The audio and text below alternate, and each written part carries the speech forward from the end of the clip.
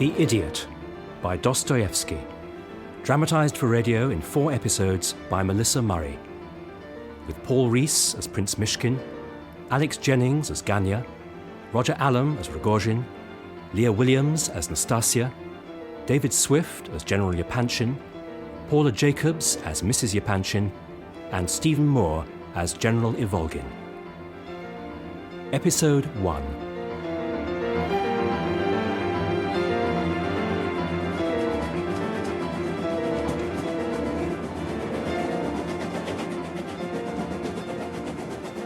My God. How much longer will this train take? We have fallen from our high estate. Only an hour ago we were indecently drunk. Now we are merely disgusting. You were disgusting. Yes, but I apologize for it, sincerely. Don't be cross with poor little Lebedev. We are in public, remember? He can get a little rough sometimes. Who are you talking to? That foreigner over there. Foreigner?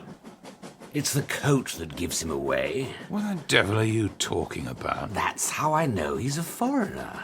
It's thick enough, I grant you. But look at the kind of cloth. Italian. What use is an Italian coat? What use is that in a Russian winter? So, we must conclude that he is a foreigner. I don't care who he is as long as he doesn't stare at me. Besides, what self-respecting Russian would ever, in any circumstance, wear a coat with a hood? Excuse me. Oh, he's talking to us. Listen for the accent now. I think it must be me you're speaking about, as I'm the only other person at this end of the carriage. My coat I bought in Switzerland. I've been away from Russia for years, and perhaps I forgot quite how cold it is here. Switzerland, eh? What were you doing in Switzerland? A long holiday, visiting family? You were a student? I went for reasons of health. You're a nosy devil. Don't answer him, Sir Vulture. No, I don't mind. Why should he mind a few civil questions? So you were ill? Very ill? Well, of course you were. You'd hardly have gone all that way for nothing. So what was the problem? I'm an epileptic. At least it's not contagious, eh? I had been very ill. I'd had so many bad fits that by the time I got there, I was almost an idiot. But you are better now? Oh, I'm much better. Or perhaps the money ran out, and the doctor suddenly declared you cured, eh? Very common, that. Well, for the past 2 years, after my little inheritance was used up, he kept me out of his own pocket. But he kicked you out in the end, eh? No. I wanted to come home. What is your name, sir? Prince Leo Nikolaevich Myshkin.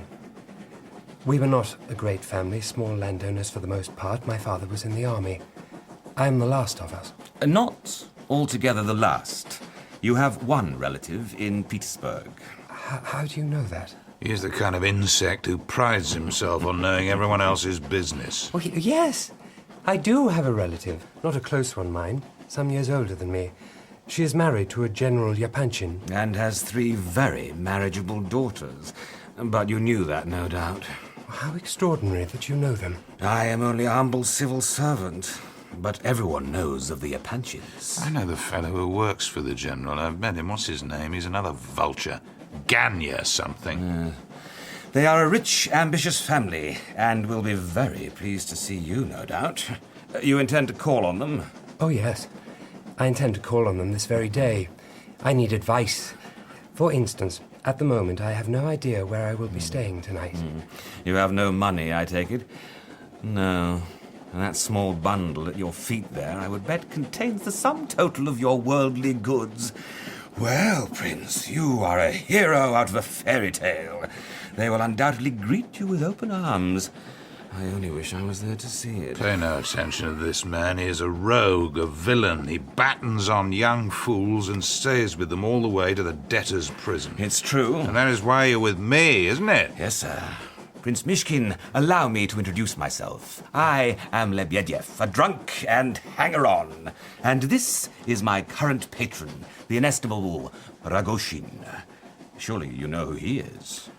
Oh, I'm afraid I don't. Why should he have heard of me? The son of Semyon Rogozhin. Well, I'm a very ignorant man. Who died only last week and left his young heir here a very nice 2.5 million.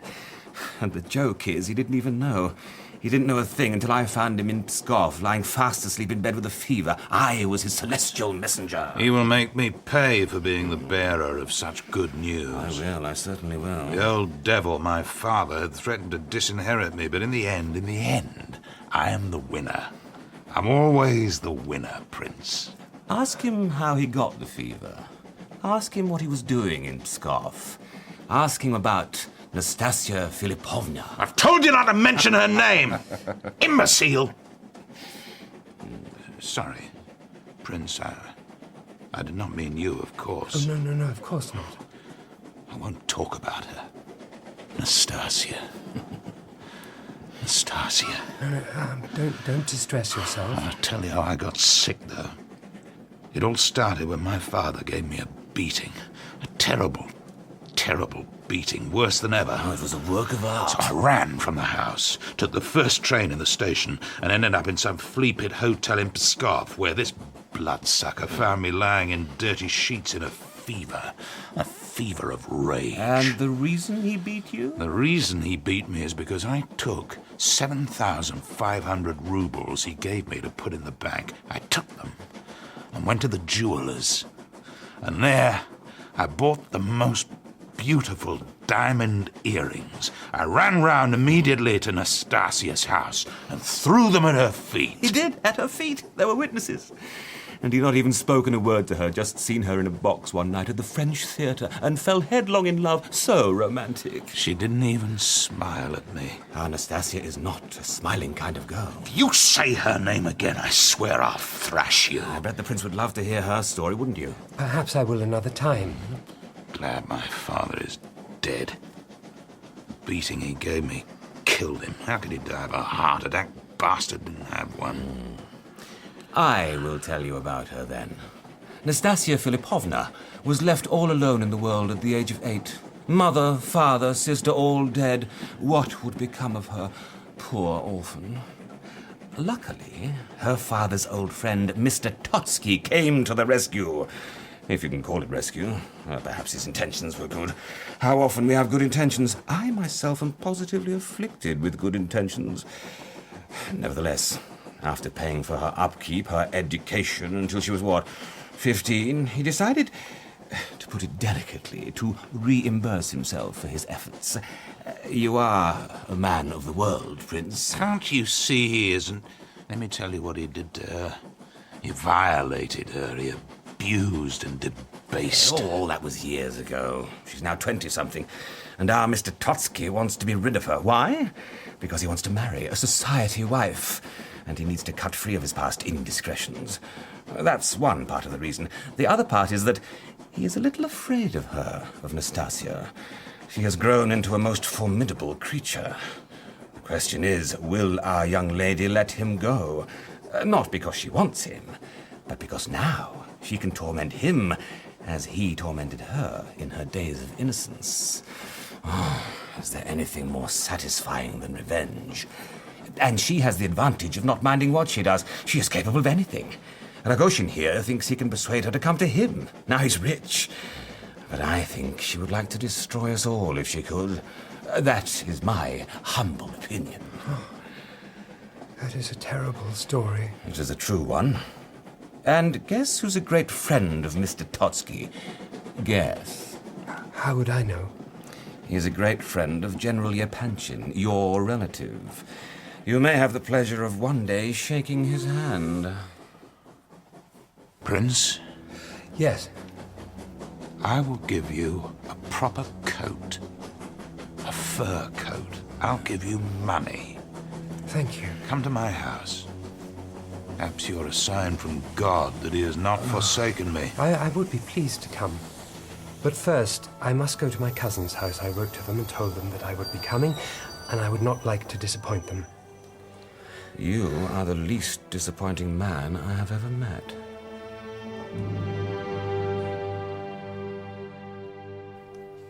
Prince Myshkin, I am the General Secretary, Ganya Ivolgin. You have just come from Switzerland, I believe, and claim to be a relative of the General's wife. Might I inquire with all due delicacy the reason for your presence here? Oh, I hoped to make myself known to the General and his family. A charming thought. Unfortunately, the General is a very busy man and has little time to make new acquaintances. Very well. Where are you going? I'm leaving. In very good spirits, I assure you. Please send them all my regards. No, I didn't mean... Don't be so hasty. The General will see you in his study. But mind you do not detain him for too long. Sit down at the desk by the window. I have to have a word with Ganya here. Certainly. What does he want? Is he genuine? The nerve. What is he? My wife's cousin 4 times removed, or some such nonsense. Men in my position are always being pestered. I'll get rid of him if you like. Is that your advice? What will my wife say? She knows he is here. Exactly how old are you, Prince? I'm 26. I took the liberty of bringing this little bundle with me. Apparently these are the Prince's worldly goods. Oh, this is all very unaccountable. I'm sorry to have caused you this embarrassment, General Yepanchin. And you came here straight from the train station.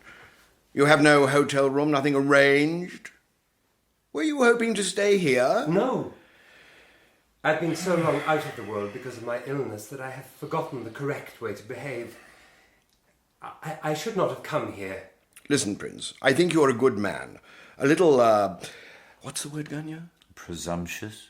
Look, perhaps I might be able to help you. My wife would wish it. Yes.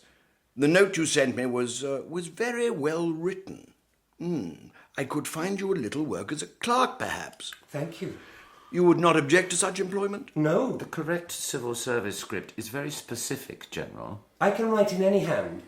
It's a skill of mine. Copy that, if you please. In the correct style, and then we shall see. You may use my pen. What?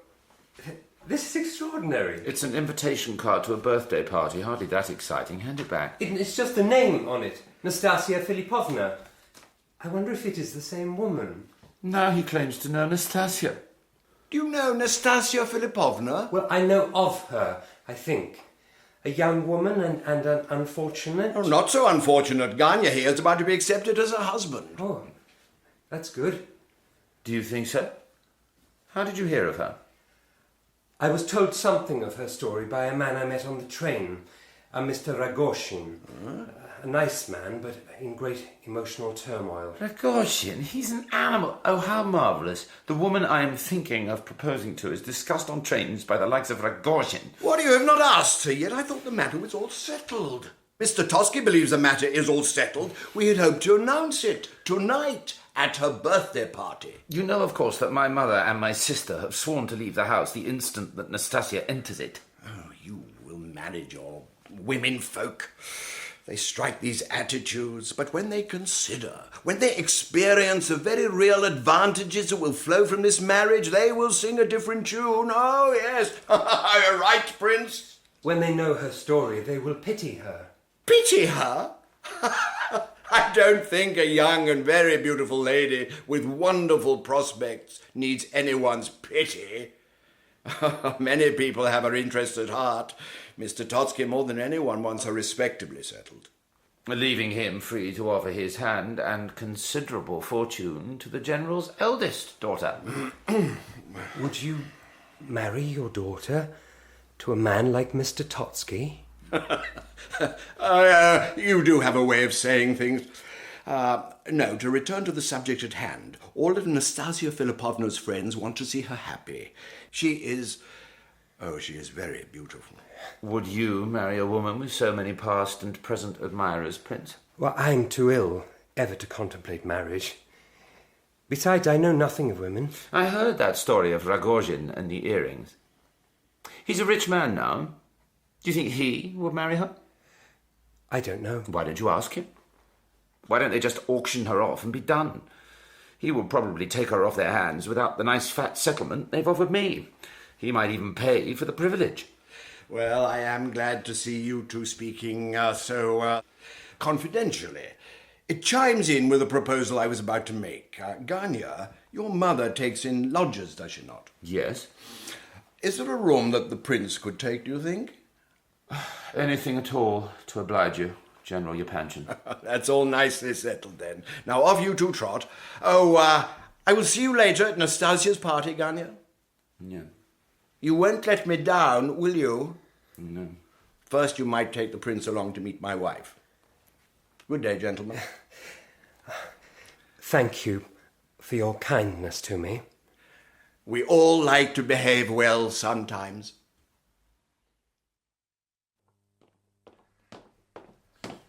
Ganya, Mr. Ivolgin. I'm afraid that you are angry with me.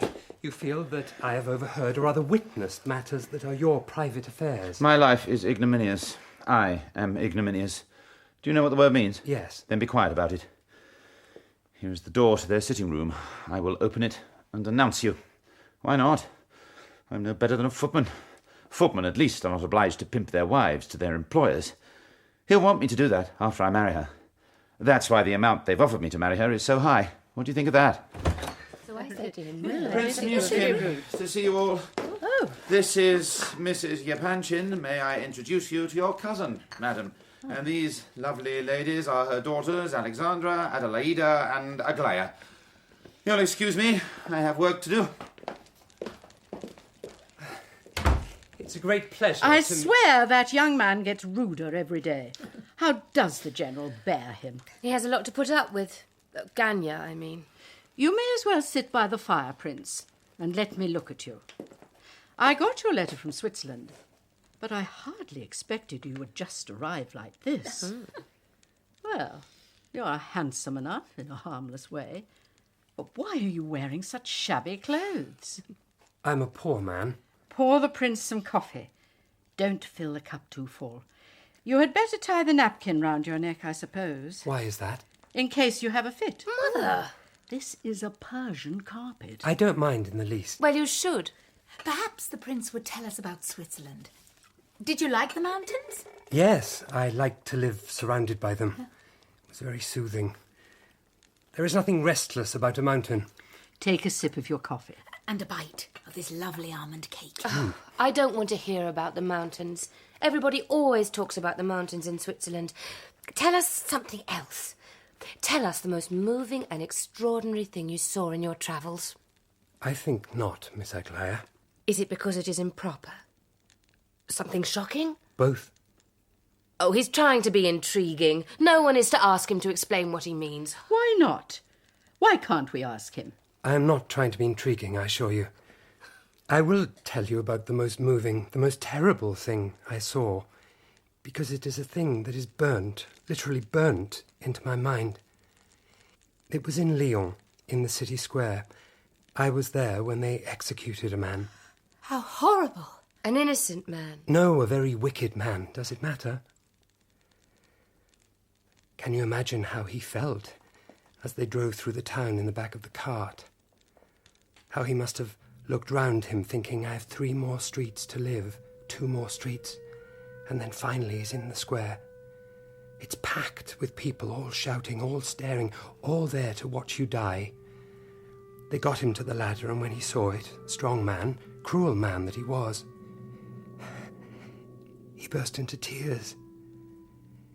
On the ladder, his face was pale, but on the platform he became literally as white as a sheet of notepaper. I could see how his legs became weak. He must have felt sick, too.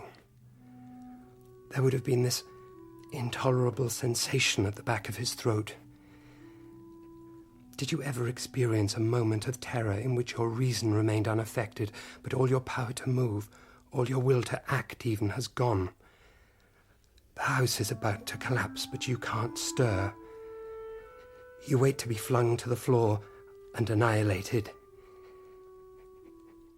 He looked round, and he saw the whole world rush to vanishing point.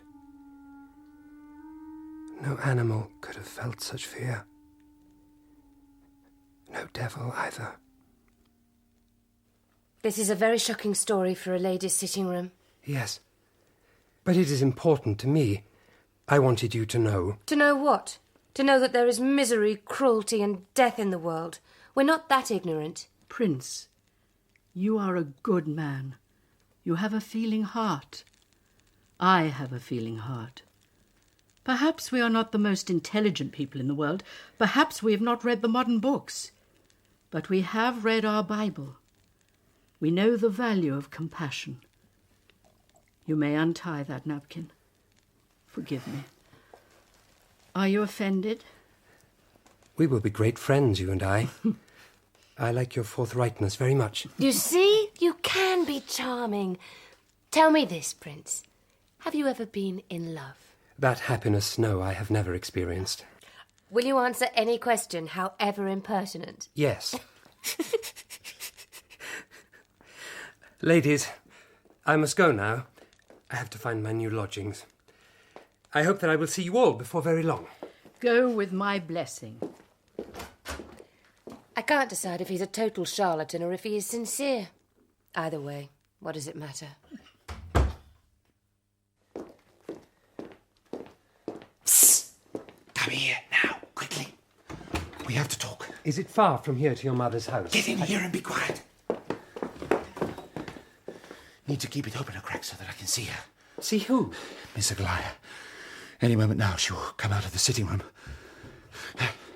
Walk down the corridor. She goes into the piano room. Listen. She always practices for half an hour before her piano teacher comes, so we have very little time. For what? Prince, I will be honest. I'm an honest man, aren't I?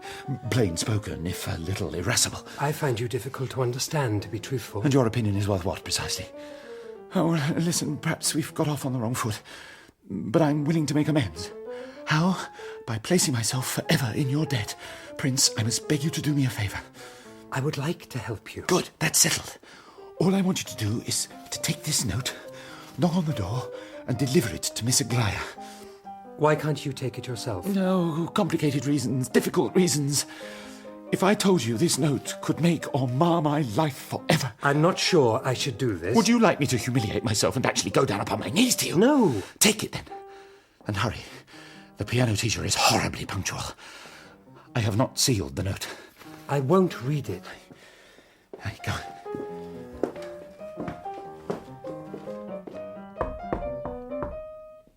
Go in. Go in. Is that you, Herr Stempel?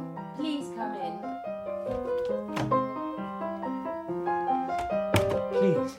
I knew it was not Herr Stempel. His knock is quite different, much crisper and more confident. Oh, please continue to play. You're fond of music? Fond of it? How can one be fond of music? It's too magnificent a thing to be fond of. It raises us up out of this world into... Oh, if it affects you that powerfully, I'd be afraid to continue. Who knows what raptures I might inflict on you? I don't mind if you make fun of me. I tell you that now in case you think back over this conversation and are ashamed. What do you want with me, Prince? I have a note for you here, from Ganya. From Mr. Evolgin? Your father's secretary. I'm not sure of his surname. Oh, read it to me. I don't think he would like that. Are you always this considerate? I think the matter is of some importance, Miss Aglaya. To Ganya, at least. He seemed very unhappy. Read it to me or simply tear it up. Those are the choices. Tonight, my fate is to be sealed. I am to propose to that woman. I am to pledge myself to that woman. I do not ask for your sympathy. What right would I have to do that? Speak up, dear Prince. Throw out your chest, fill up your lungs, and speak. I would not wish to lose a word of this for worlds. But if you were to utter one word, a single word, I would step back from this abyss. I would break it off in an instant. And this word would only be a sign of your compassion towards me. Nothing more than that, I understand. I ask for nothing more than that. I will accept my miserable fate, my poverty, for just one word from you. Do not be angry with a man who strives right to the very end to save himself from moral ruin. He signs his name, and that is all. Well, Prince, what are your thoughts? What is your advice? Shall I utter a word? A single word, and save this man from moral ruin? Do you have feelings for him? Feelings? I have feelings. Tell me, have you ever read anything so crude? So insulting in all your life. It's not a very well-written note. He has not done justice to himself, perhaps. He tells me all he wants is a word. But of course, if I were to say that word, it would commit me. He knows that. He will not let Nastasia and her money go unless he is sure of me. You know about her.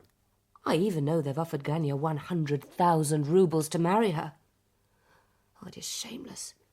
It is shameless. And once, you know, I did like him. I did think he had qualities, but greed, it's consumed him. Hand him back the note. Tell him I read it and that I sent no reply. And as for you, keep well clear of him from this day on. I am to lodge in his mother's house. Your father arranged it. Well, that's unfortunate. He will be your enemy now. Oh, yes. He will blame you for his failure with me, for his humiliation. I hate people. No, you don't hate people. You have a noble soul. You hate meanness and subterfuge. I see it in your eyes. You see an 18-year-old girl. That is all. I won't be romanced at. Now, I must practice for my music lesson. Please go. Miss Aglaya?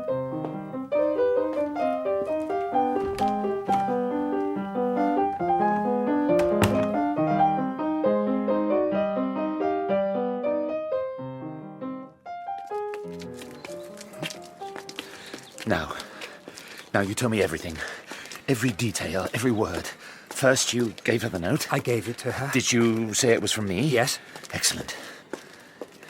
Did she seem pleased to get the note? Well... Oh, why am I asking you that? Let's get straight to the heart of the matter. She took the note. She read it. Did she read it quickly? Did she read it quickly the first time and then go back and reread it? Did she say anything? Mutter something? What? No. What an informant. Well, Prince, what did she do when she read my note? She didn't read it. What? She refused to read it. She said that either I read it to her or I must just tear it up there and then. So I opened the note. What? And... You read my note? Well, I was unsure what to do. I thought that you would want her to hear your message even if it came via me. You're lying. I'm not, I assure you. Liar, liar, liar! I'm sorry that you are so upset. But please, do not call me names. What was her response when you read it to her? What did she say? She said that she would send you no reply. She said nothing? No. But she sent no reply, no formal reply. She did speak a little about how she felt about the note. But I think you might find that upsetting. Do me the honour, sir, of telling me what she said. She thought that you were trying to compromise her. She mentioned the amount of money that you were offered to marry poor Nastasya Filipovna. She thought you unwilling to let that go unless you had in some way secured her. Miss Aglaya, I mean. She was insulted, she said, but she also said... Oh, yes, this is wonderful. Let's walk. We're attracting attention. She also said, or hinted, that she had once liked you, but now she thought you greedy. Greedy? Oh, the rich always think us greedy. Well, we shall see, Miss Aglaya. I've a trick or two up my sleeve yet. I'll make you grovel yet. I'm sorry, Ganya, to be the bearer of such bad tidings, but I think she might forgive you. Forgive me? But do you know what is really interesting in all this? Miss Aglaya, so proud, so private, decides to make a confidant of a sorry specimen like you. How in the name of God is one to account for that? I think it would be better for us to part. It is true that I've been ill, and that I'm not used to being with people, but still that is no reason to abuse me. I understand that you're upset and disappointed, but that is no reason for you to be rude to me. I will find other apartments and explain matters to the General so that he will not be angry with you. You are right to be offended. Please, with my hand on my heart, I beg you to forgive me. Oh, I'm in such trouble, such pain. It maddens me. I behave badly. If you knew how much I stood in want of a friend. Come home with me. I beg you. There is no need to beg me. I would be more than happy to be your friend. Come, let us get on. I'm becoming very tired. It's not good for me to get too tired. What on earth is behind that mask of his?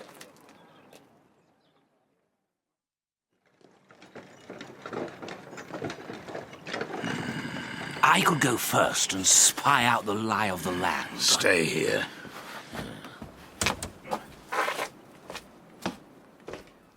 And where are you going, my fine lad? Get your pig hands off me! Well, seeing you're such a big fellow, I'll be civil and ask again. Where are you going? To see Nastasya Filipovna. You've missed her by minutes, but she'll be back early tonight for her birthday party. Bring her something nice, and maybe she'll smile on you. Where has she gone now? The impatience of youth. I don't like old men. 5 rubles. Where is she? Here is your room, Prince Myshkin. Dinner is at 4 o'clock. You may either eat with us or here in your room, whichever is more convenient. Thank you, Miss Varya. I am sorry our mother is not here to make you welcome. Yes. Well, Prince, it is a dark little dungeon, but it will do you, I suppose. The whole place smells of cabbages. Stinks. Will I send someone to fetch your luggage, sir? That little beggar's bundle is all he owns in the world. Let's have no airs and graces. I will leave you to get settled, then. Your sister has a very kind manner. Plain people often have very kind manners. They're obliged to have them. She's not in the least plain. You have an opinion about everything, don't you? Look, don't mention anything here about my private affairs. Can you manage that, do you think? Yes. The sitting room is down the corridor. Why don't you trot along there and meet the rest of my charming family? My father is an incorrigible liar, a drunk, and talks all kinds of nonsense. He'll claim to have carried you in his arms when you were a baby. Long ago, he used to embarrass me. I have a brother as well, but you can ignore him. Well, I'm off to lie down. I might even try and calm down. Off you go.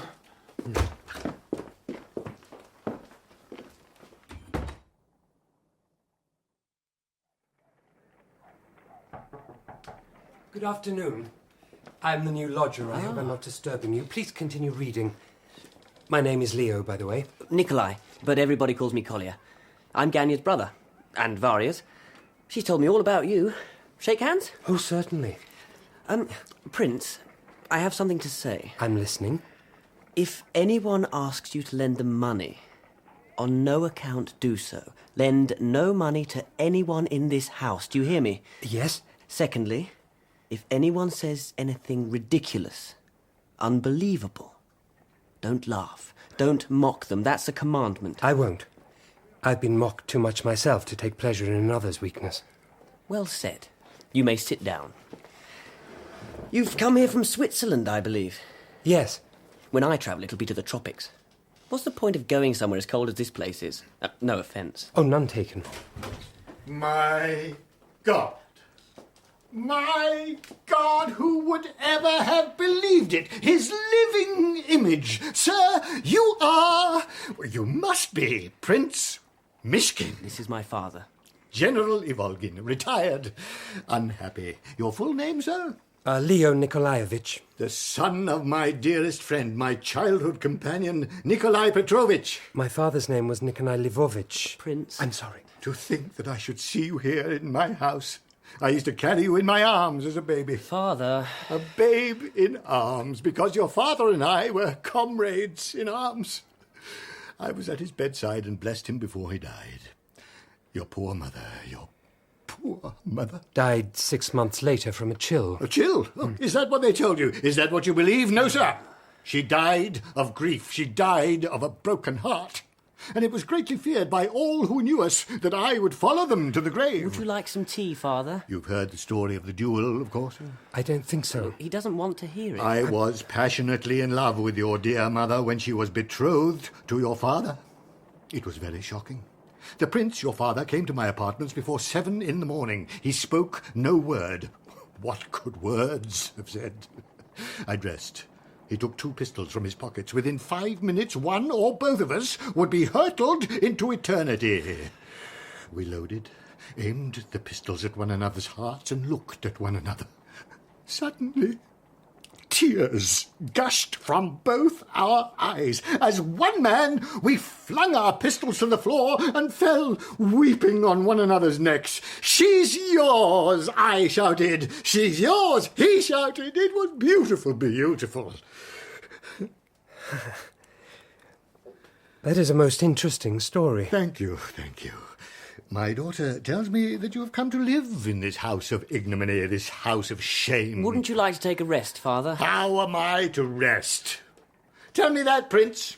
You know about the marriage? Of course you do. All Petersburg must know of it. A marriage between a woman of doubtful virtue and a young man with shining prospects.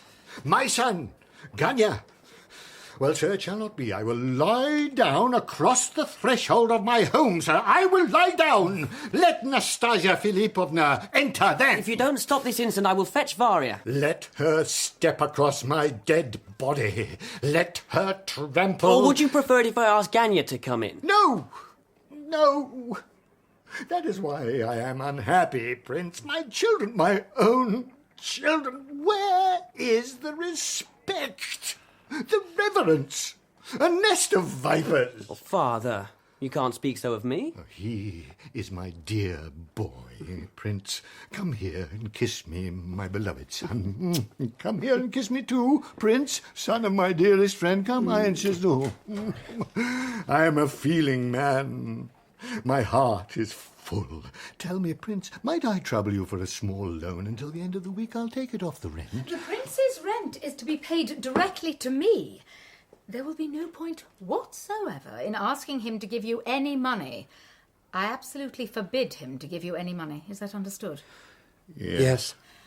Prince Myshkin, will you do us the honour of dining with us? Oh, you are very kind. You're all very kind.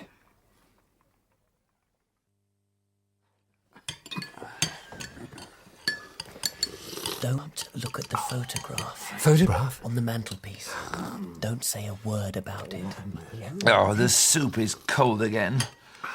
Oh, what do I care? It is very nice soup. I see, Prince, that you were staring at that photograph. No, I wasn't. It doesn't matter. That is a photograph sent round to this house today by my brother Ganya's intended bride.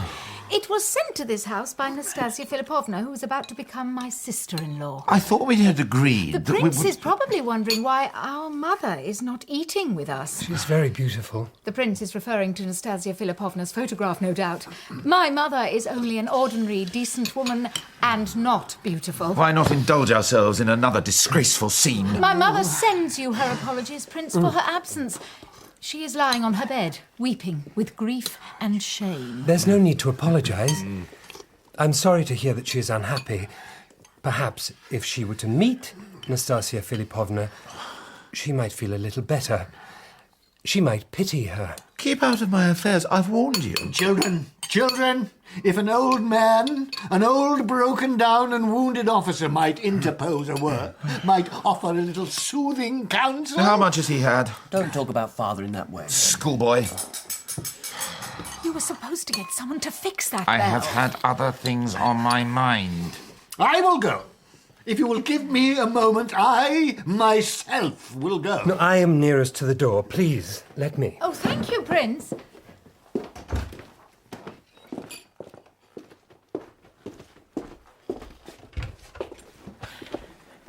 You took your time. Sorry. If you're too lazy to mend the bell, you should wait in the hallway to hear when people arrive.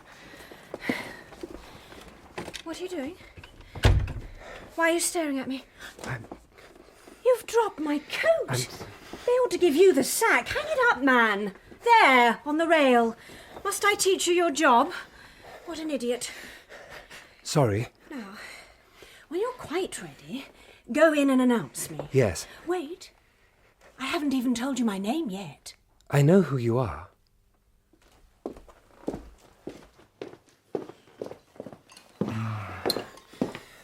Nastasya Philippovna's here. What? It appears that I've come at an inconvenient moment. Aren't you going to introduce me to everyone, Ganya? You look, and I hope you don't take this personally, very like a fish, with your mouth open like that. A trout. Take a sip of water, Ganya. You'll feel better in a moment. I must manage for myself, it seems.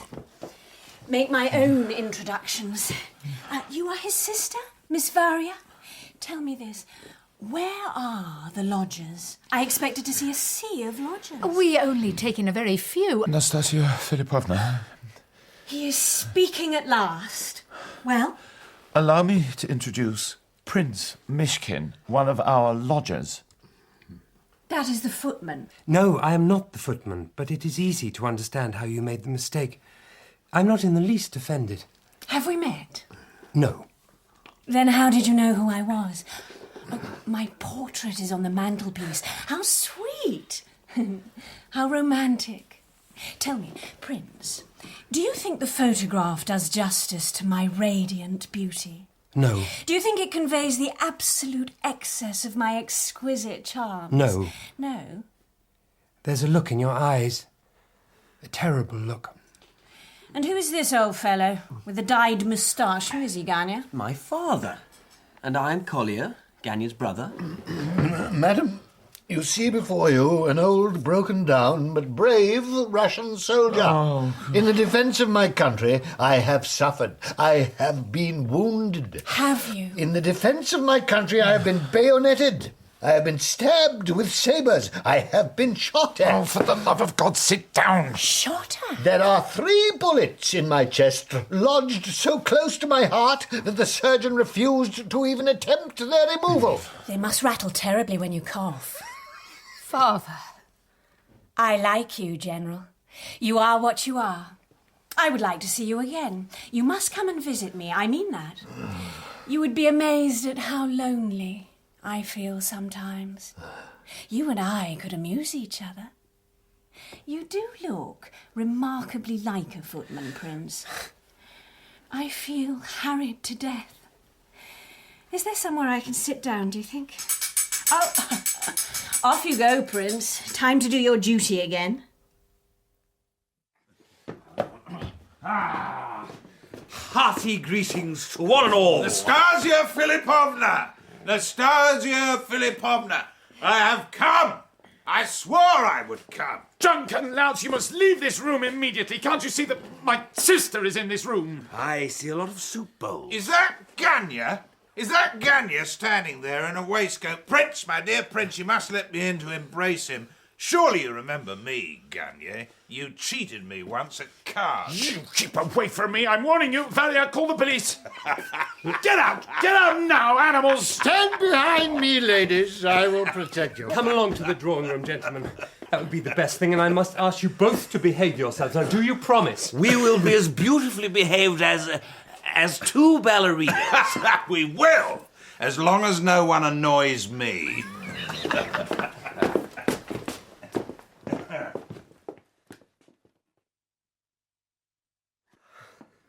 Nastasia Filipovna. Nastasia Filipovna, what can I say to you? Varya, I insist that you leave this room. Why did you follow us in here? To see your bride-to-be. To get to know her. I've been running around the city all day trying to find you, and now that I have, what in God's name will I say to you? I'm not an eloquent man, Nastasia. Tell her you've just inherited a fortune. So recently, he hasn't had time to wash or change his clothes. You're such an ignominious creature, Ganya. If I were to take 3 rubles out of my pocket, you would crawl across the carpet to pluck them from my hand. A man who cheats at cards. I have never in my life cheated. Oh, what's the use? Why do you think I have come here? Why? To make an exhibition of yourself? That's true. We can't deny that. Never mind the clothes I'm wearing. I've pots of money. Gallons of it. Enough to buy you all of you. I came to you immediately to throw myself at your feet. And also because I heard this rumour, this ridiculous rumour. Tell me, Nastasia Filipovna, are you really going to marry this man? No. Of course not. Hurrah for that! Oh, shut up, Varya. Look, perhaps it would be better if we were to all sit down and be quiet for a moment and think a little. That's wonderful news. They lied to me, then, the filthy dogs. They told me you were engaged to this worm. I didn't believe it. I came round here to buy him off, not for 3 rubles. You needn't worry, Ganya, but for 3,000 rubles. Well, it seems I don't have to, but I'm a generous man, aren't I, Prince? That's another thing. You still haven't explained to me what you're doing here, but I knew we should meet again. I knew. What was I saying? You get out of my house. Well, that was a bit feeble, if you don't mind me saying. I'm not saying I'm a good man, Nastasia Philippovna, but I am a generous man. Here in my hand is 18,000 rubles, all for you. My God, put it away, man. This is not the way to treat Nastasya. And 18,000 is only the beginning. There is something so refreshing about vulgarity. True, heartfelt vulgarity. What do you think, Prince? Do you think I'm worth 18,000 rubles? 40,000. I'll give you 40,000. That's enough. Nothing is enough. I'll give you 100,000. Yes, I will. And I'll still give you your 3,000, Ganya. You have the word of a vulgar man. How much exactly did they offer you to marry me, Ganya? He's been very coy about that. Tell me, Ganya, did you ever feel anything for me? I will not discuss my feelings in front of these people. He wrote me poetry, you know. Rather good poetry. He stole the best lines from Pushkin. Nastasia, can we talk privately? No. Will nobody remove these shameless creatures from the house? Is it me you're accusing of being shameless creature, Miss Varya? Is it me? Oh, that is charming when I came out of my way to this godforsaken dump to invite you all to my birthday party tonight. I would even have lent you a decent dress. No, Varya, don't say anything more. This is not your quarrel. My dear friends, think how ashamed you will be when you remember all of this later. That's the advantage of vodka. I remember nothing. Who asked you for your opinion, you pathetic pauper? You leave the prince alone. You leave that poor little sheep alone. Bring your money, Rogozhin. Bring it. And I will give you your answer. Nastasya Philippovna, I will speak to you, if I may. This behaviour of yours, what does it mean? You are not the kind of person you pretended to be today. You are neither cruel nor shallow. You are causing pain and confusion. You must not do that. Especially someone who has suffered as you have suffered. I know I sound naive, but... No. You are right, Prince. I am not the kind of person you've seen me be today. Forgive me. Will you forgive me? Oh, yes. It is easy to forgive you. I am leaving. Yes, I am going. You're all still invited tonight, everyone. Especially you, Prince. Here is my card. Please come. Thank you. You've lost her, Ganya. Yes, you have. And I will win her. I will win everything.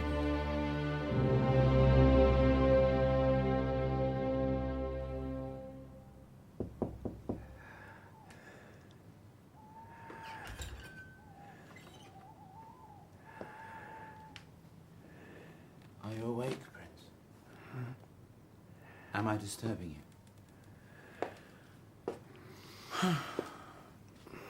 I've been walking up and down the streets for the last 2 hours, wanting to apologize to you and knowing that I would hate you if I did. So I've not come to apologize, but to explain. You all right? A little tired. Today was disgraceful. No, you stay on the bed. Can I sit down? Listen, I've decided once and for all that I will marry her. I will marry Nastasya Philippovna for her money. And do you know what that makes me? I'm not sure. It makes me a man of principle. Yes. Because I have not lied to her or to the world. I'm not spouting a load of progressive liberal nonsense about redeeming fallen women. I will not pretend anything. I am a mercenary animal, but I'm not a hypocrite. Besides... Go on.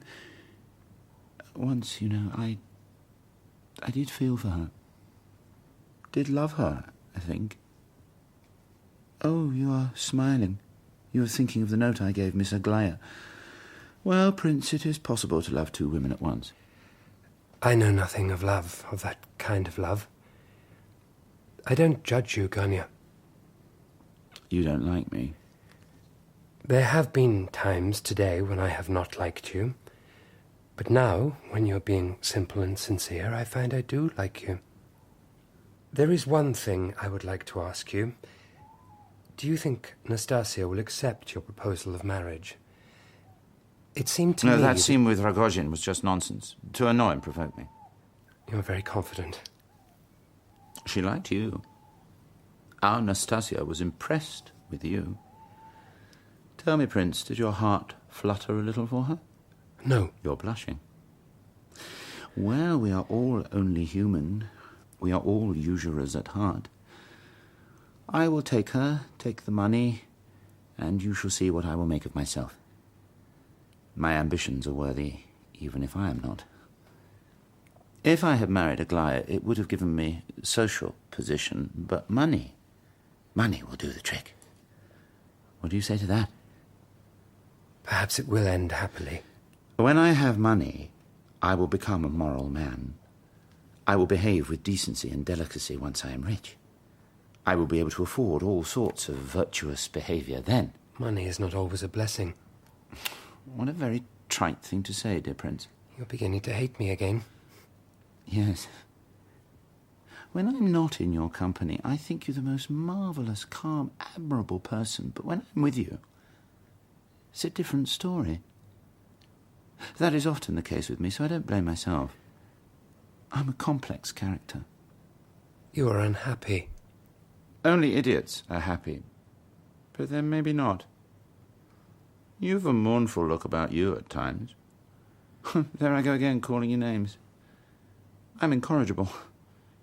And yet, for all that, I'm not a bad man. Perhaps you pay yourself too much attention. Well, I need to get dressed if I'm going to this party. I will get Varya to sponge my black silk waistcoat. I have only one, of course. Do you know, I wish I had taken that 3,000 of Rogozhin's. I wish I had snatched it out of his hand. That would have taught him a lesson. Yes, I have decided Nastasia, not Aglaya. I hope it won't break the poor girl's heart. I don't think it will. You know nothing of women. I think I will take a rest now. Exactly. That's exactly what you need. A nice rest. Good night, Ganya. Close your eyes and sleep.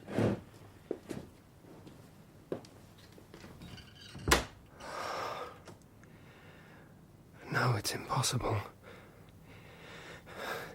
I can't stay here.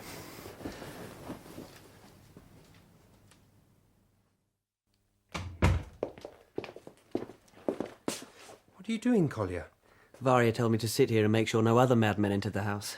You've taken over my role as footman. She is quite a nice person, Varya. A little mean and spiteful sometimes, but the situation is worse for her. You understand? Yes. I mean, she is a woman, you know. She thinks of marriage. And all this scandal, it might put off potential suitors. Oh, I see what you mean. What a very insightful boy you are. I have no choice. They scream all their nonsense in my ears day and night. When are you going back to Switzerland? I don't know that I am going back. If you ever need a travelling companion, here I am, willing to go at a moment's notice. Are you going out? Can I come with you? Yes, you can come with me.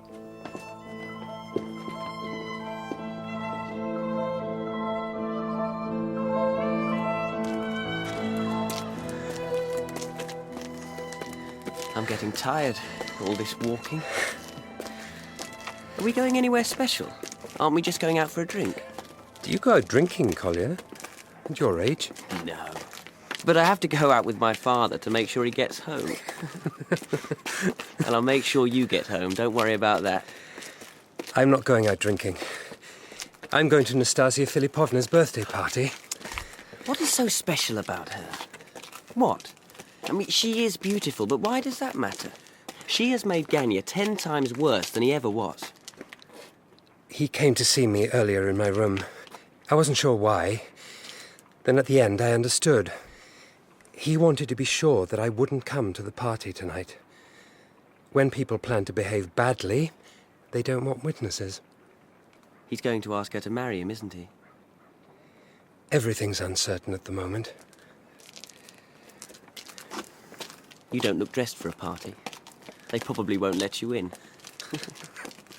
I wish you would come home with me. Do you play chess? Badly. Thank you for coming with me.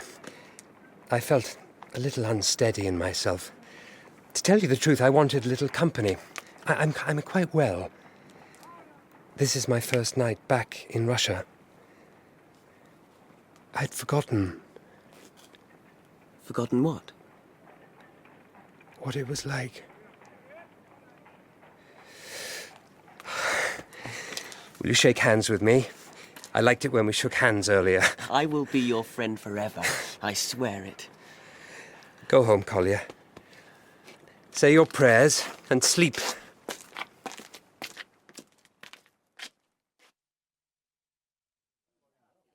What name, sir? I'm probably not on the guest list. What name, sir? My name is Prince Leo Nikolaevich Myshkin. Here is Prince Leo Nikolaevich Mishkin.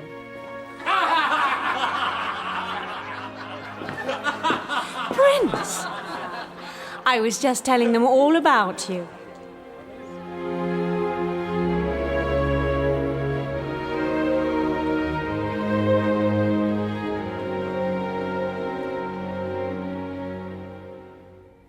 That was episode 1 of The Idiot by Dostoevsky, dramatised for radio by Melissa Murray. Prince Myshkin was played by Paul Rhys, Rogozhin by Roger Allam, Ganya by Alex Jennings, Nastasia by Lia Williams, General Yepanchin by David Swift, and General Ivolgin by Stephen Moore. Lebedev was played by Gerard McDermott, Mrs. Yepanchin by Paula Jacobs, Aglaya by Tracy-Ann Oberman, Kolya by Karl Prekopp, Varya by Jemma Churchill, and The Concierge by Martin Hyder. The Idiot was directed by Cherry Cookson.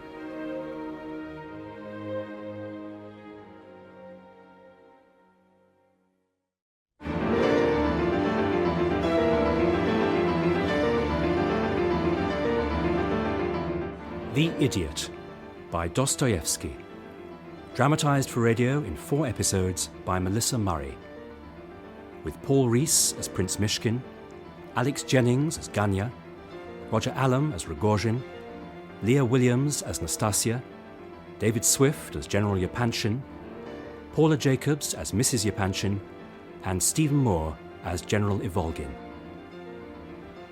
Episode 2. You came! You actually came to my birthday party, Prince. How charming! How surprising.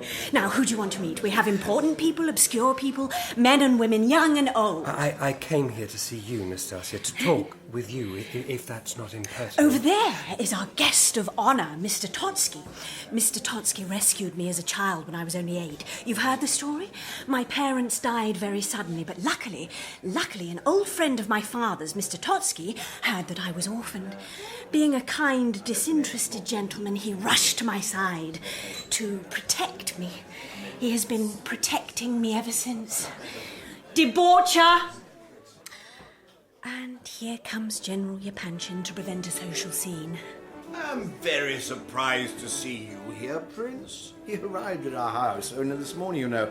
A long-lost cousin of my wife's. She found him very engaging. How is your wife, General Yepanchin? My wife? Very well.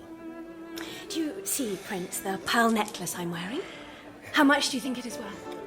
Oh, I'm afraid I've very little knowledge of jewellery. Oh, it was given me this very morning. Guess who gave it to me? Oh, this is quite unnecessary. I will have no secrets from the prince, none. Well, it is worth 5,000 roubles. Oh. That's what the jeweller offered me. He's coming to collect it in the morning. You're selling it? The prince wishes to meet my benefactor, Mr. Totsky. Excuse us, General. They think so meanly, so cheaply of me. A pearl necklace. They have set up their neat little arrangements. You know that the general plans to marry off one of his daughters to that devil Totsky. But first, they must see me settled. They must silence me. And do you know what they plan for me? Of course you do. That is one of the things I want to talk to you about. They plan to marry me off to Ganya Ivolgin. They'll pay him a fortune to take these tainted goods off their hands. And he would do anything for money. Oh, you see him standing over there? He's vainer than a woman. Of course, once I am married, General Yepanchin hopes that my husband would be a compliant man. The General intends me to be his mistress. Have you ever heard anything so amusing? I cannot believe that to be true. That would be infamous. Yes, it would be. But it will not stop them. And here he is, Mr. Totsky, with hair discreetly dyed and a fresh set of teeth from Paris. Surrounded by admirers as always. Come on, Prince. Quietly. Shh. Now let us surprise him. Believe me, gentlemen, I speak as an homme du monde, a man of the world. Subtlety above all else, a certain delicacy. They are butterflies, easily crushed, charming, effervescent creatures, requiring, the best of them, a certain hothouse luxury to encourage that special bloom of beauty. To keep butterflies, Prince, it is necessary to have a large bottle of chloroform and a nice, sharp pin to pierce them with. Then, once they are dead, by all means put them in a glass case for other men to admire. Mr. Totsky, Prince Mishkin. Will you shake his hand, Prince? Oh, no. He has a flabby handshake. I'm afraid I didn't catch your name, my dear sir. Oh, I am Prince Leo Nikolaevich Myshkin. Ah, the mysterious Swiss gentleman. Yes, I have heard of you. I'm Russian, not Swiss. But you were in Switzerland, no? I was abroad there for reasons of ill health and returned here to my native land only today. He knows exactly who you are. It's just one of his affectations. I heard you were something of an invalid. No, don't worry, I won't have a fit. I haven't had a fit in a good 2 years. A fit? I'm an epileptic. How remarkable. It's better than having false teeth. Prince, as you know, Mr. Totsky and General Yepanchin, come over here, General, are both extremely anxious for me to get married, freeing Mr. Totsky here to make a mutually beneficial matrimonial connection. Connexion matrimoniale with one of the General's daughters. That is the plan. And all I have to do is agree to it. Well, Prince, what shall I do? I will do whatever you say. You're asking me? I'm asking you if I should marry Mr. Ivolgin. Ganya. This is not a matter... Yes or no? No. No, you should not. An announcement! Ganya Ivolgin, I have to tell you, on the Prince's recommendation, I've decided not to marry you. I will never marry you. Let that be the end of the matter once and for all. Nastasia Filipovna. Are you going to say something, Ganya? First, let me thank you, Nastasia Filipovna, for the extraordinary delicacy you have shown towards me in giving me your answer here, before all these people. I'm even more grateful to the Prince, who has done me the honour of involving himself so thoroughly in my private affairs. From this day forward, I will lead a new life. General, take back your pearls and give them to your wife. Mr. Totsky, I announce to you and to the whole world that I am my own mistress.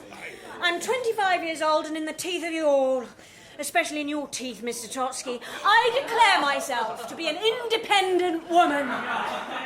Oh, yes, here it comes, the finishing touch. It's him. Who? Rogozhin. He's a madman. He thinks if he offers her enough money, she will go with him. He promised her he will get 100,000 rubles by tonight. Perhaps he has it and has come to claim her.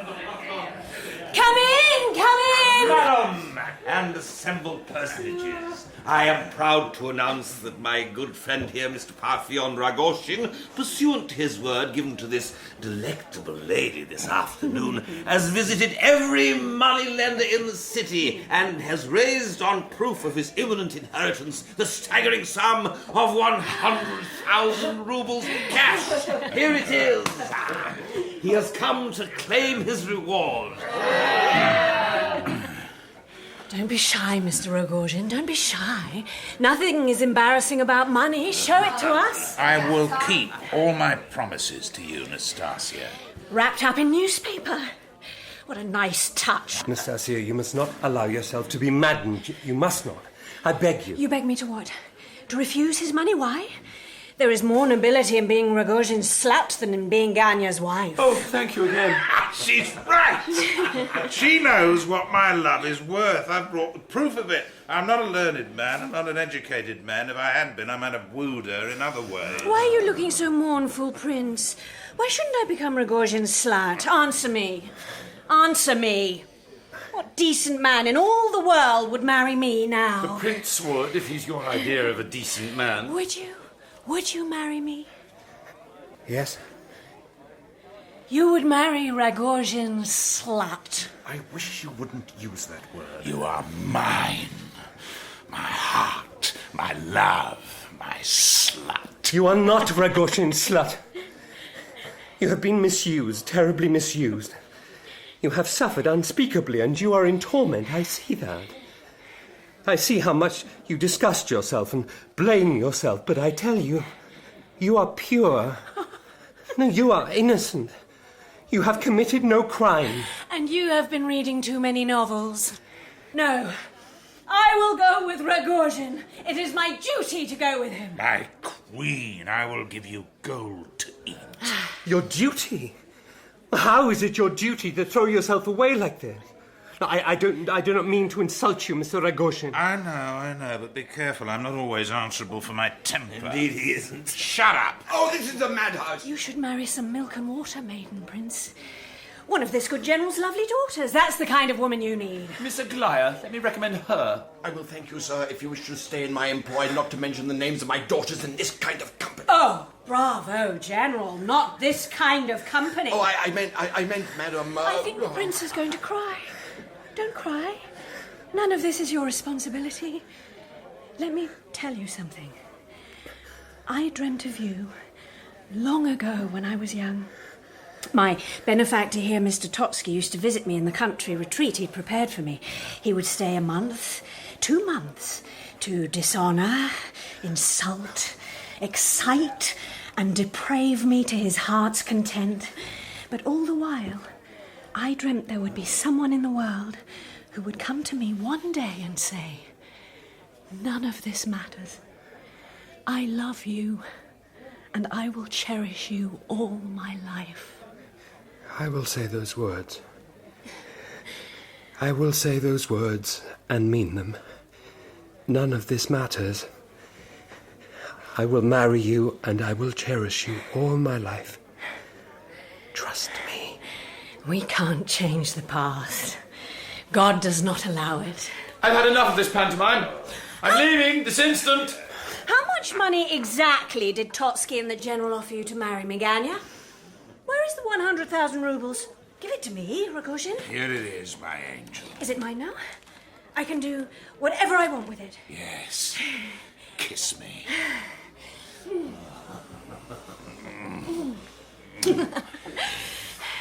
I want to give it to Ganya. I will give all of it to him. What? Yes, you can have it. You can have it all, but first, an experiment to see which demon dominates your soul, vanity or greed. Here is the 100,000 rubles, a fortune. I will throw it into the fireplace. And you, dear Ganya, must put your hand into the flames and pull it out. And once you have done that, the money is yours. She is reckless and magnificent. Stop. Nastasia, you are better than this. 1, Please. 2, 3... There! 100,000 rubles, Ganya. If anyone but Ganya stretches his hand to the money, I'll brain him, and that includes you, Prince. For God's sake, grab it, man, grab it. Oh, the lovely money. You conceited fool. Go on, I'll make you take it. Let go of me. Let them think you're a fool, a greedy fool. Let them laugh at you. What does it matter? Are you all right, Ganya? Oh, I need air. He is turning away. He is actually turning his back on the money and walking out of the room. Well, there we have it, ladies and gentlemen. His vanity is greater than his greed. Oh, God. Oh, he's fainted. Now that is funny. Someone pull the damn money out of the fire and tuck it into his pocket. He can have it. He has earned it. I'm off. I'm leaving with my handsome, ugly, generous devil. Are you ready, Rogozhin? Come. Where are you going, Prince? Prince! Wait! Wait! What shall I do now? Come home with me? That's what you should do. Kolya, what are you doing here? Have you been waiting all this while, you poor boy? You must be frozen. No, I'm not. I'm a Petersburg boy, and it would take more than a bit of wind and snow to make me shiver. I have to follow her. Why? Catch your breath. She decided against marrying Ganya, then? That's off? Yes. Oh, that's a relief, I suppose. Your brother is ill. He fainted. Nastasia was cruel to him, so cruel. You must go up and find him. Take him home. He will be very angry. He will abuse you, but you must be patient with him. I beg you to be patient. Don't go after her, Prince. No, I must. I wonder sometimes if all adults are idiots, or is it just the ones that I know? You will grow up to be a good man. Well, more fool me. Why must you involve yourself in all of this? If you see someone rushing headlong over a precipice, what do?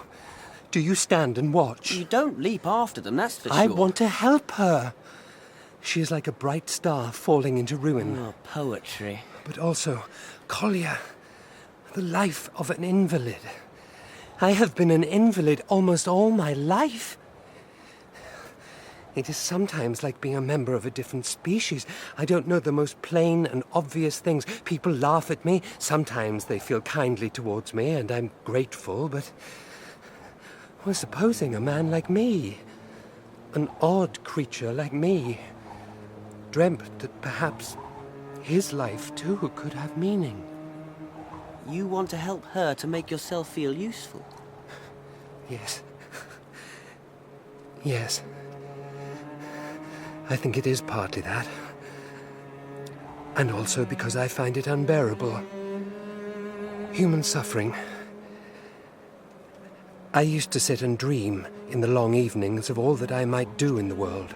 Very heroical dreams. Of course, now that I'm here, I feel uncertain and bewildered. Nevertheless, I will do what I can. Kolya? Yes? Will you go and find your brother and take him home? Because you asked me to, I will. Thank you. Take care, Prince.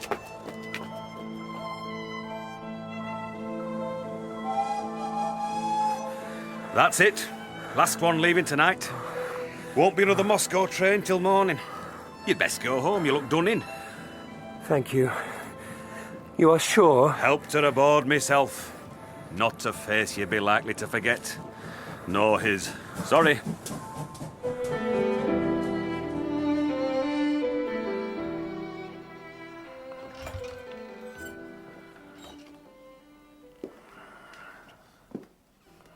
Prince. Wake up. Wake up, damn you. What? What is this place? You're in your room, in our apartment. You're a lodger here, remember? You've fallen asleep on the bed with your clothes on. I do that sometimes when I'm drunk. Are you drunk? No. We're more alike than you think. Did you see the way I fainted tonight? Like one of your fits, wasn't it? No, not really. Ganya, I must sleep. Not before you answer my questions. Did you find her? No. But you know where she's gone. Moscow. I've been walking around for hours trying to think what I should do. I'm sure of one thing. I'm not asking you for advice. You needn't hope that. Here. Take it. If you can't see it, you can smell it. Burnt newspaper. It's the bundle of money she left me. I want you to take it to her. I want you to hand it to her with these words. Madam, I have been sent by Mr. Ivrogin. There's no point in giving me a message. I won't remember it. Just give it to her then, without a word. And make sure that Rogozhin sees you do it. Will you do that? I'll give her the money. Are you really going after her? Yes. Prince... I must sleep. I must get into the bed. Oh, you really are all in, aren't you? Steady on. Sit on the bed. Get undressed from there. Would you like me to wait with you until you're asleep? No. I meant that kindly, though I myself hate people seeing me asleep. Thank you, Ganya. Good night.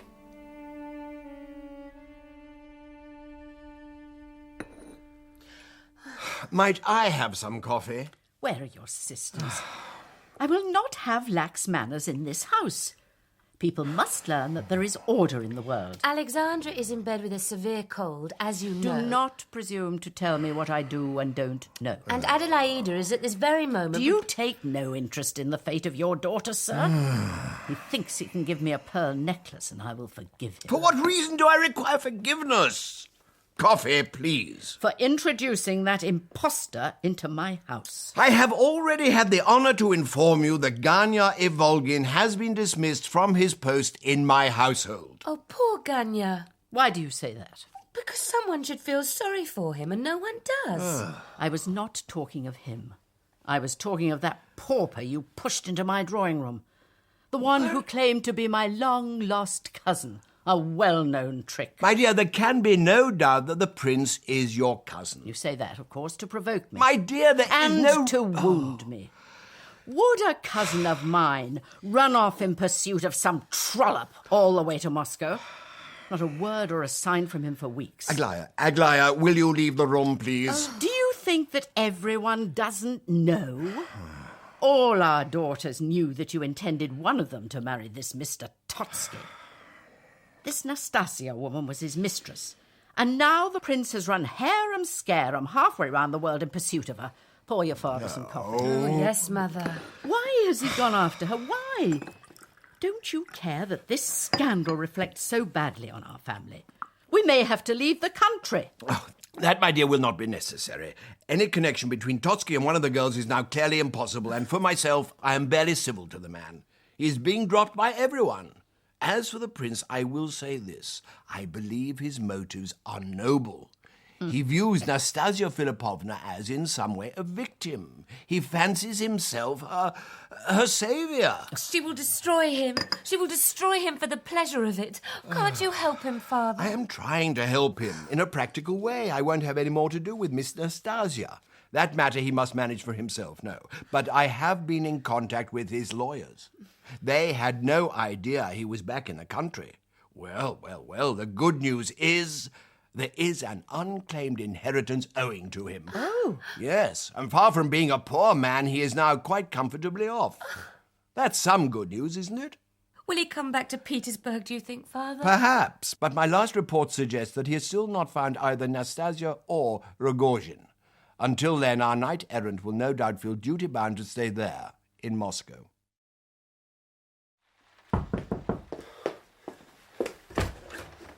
Oh, come in, Miss Lebedev.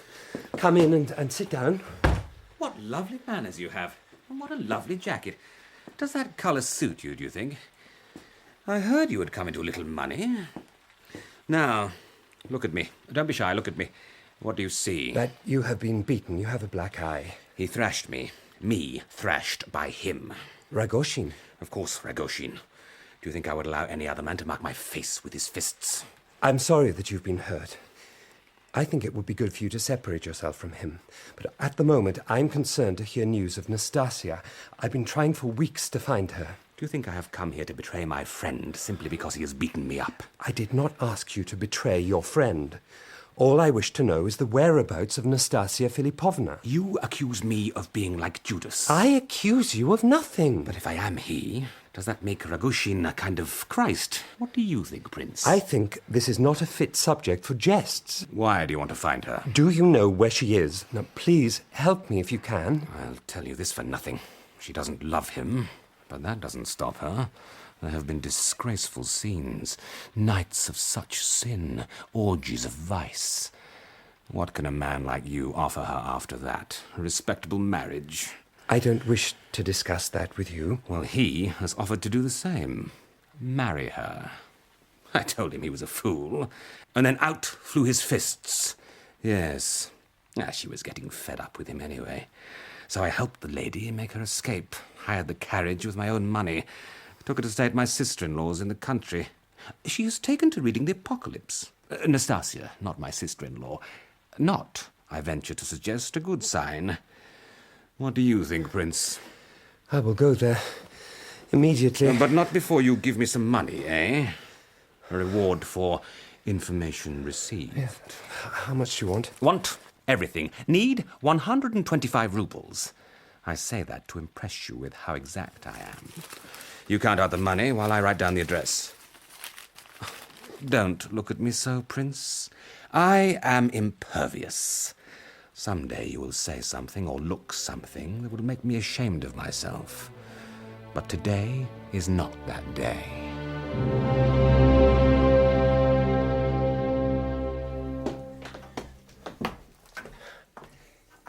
Nastasia? It is Prince Myshkin here. May I come in? I had almost forgotten you. Yes, come in.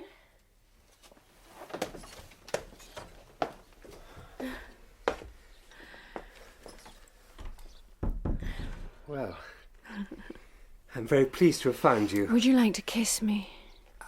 I would like to talk with you. I can do other things than kiss, you know. Are you tongue-tied, Prince? I brought you something from Ganya Volgin. The money. The money you put into his pocket that dreadful night. Ganya? I'd almost forgotten him as well. I'll put it here on this little table. Will we sit down, Nastasia, and be comfortable? You can sit down. I'm looking out of the window. What can you see? Come and look.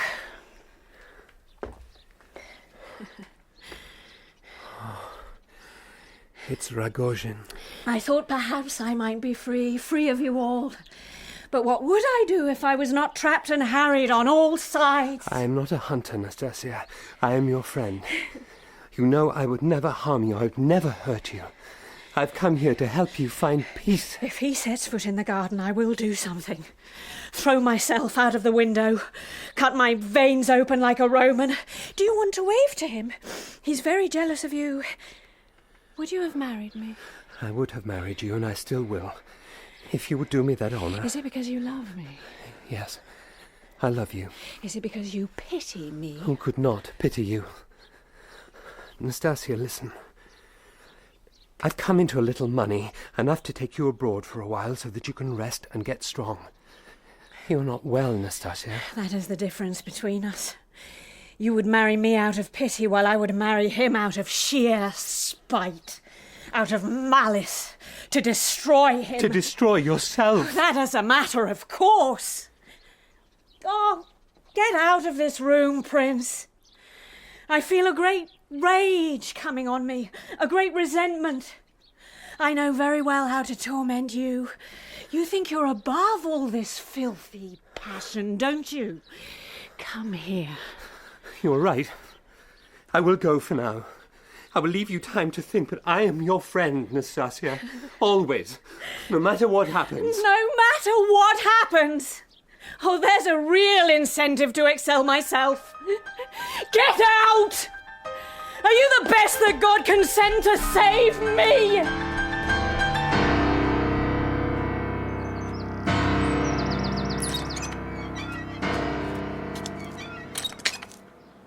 Let's walk. You followed me here. Did Lebedev tell you he had given me this address? How are you? You've not been taking care of yourself, my friend. We'll walk back to the station together. Arm in arm, if you like. I should warn you, though, you have every reason to be afraid of me. Don't let the fact that I like you deceive you. Don't let the fact that I have tears in my eyes just looking at your kind face deceive you. We will do as you say. We will walk. I will tell my driver to follow behind us. You have a carriage now, Prince. Lebedev told me you'd come into money. That's good. That's excellent. You needn't blush. No, the driver is only hired for the afternoon. But you are right, I am a little ashamed to have money. May I ask you something? You can ask me anything. You're a man of feeling. Don't you pity her? Will you see how she suffers?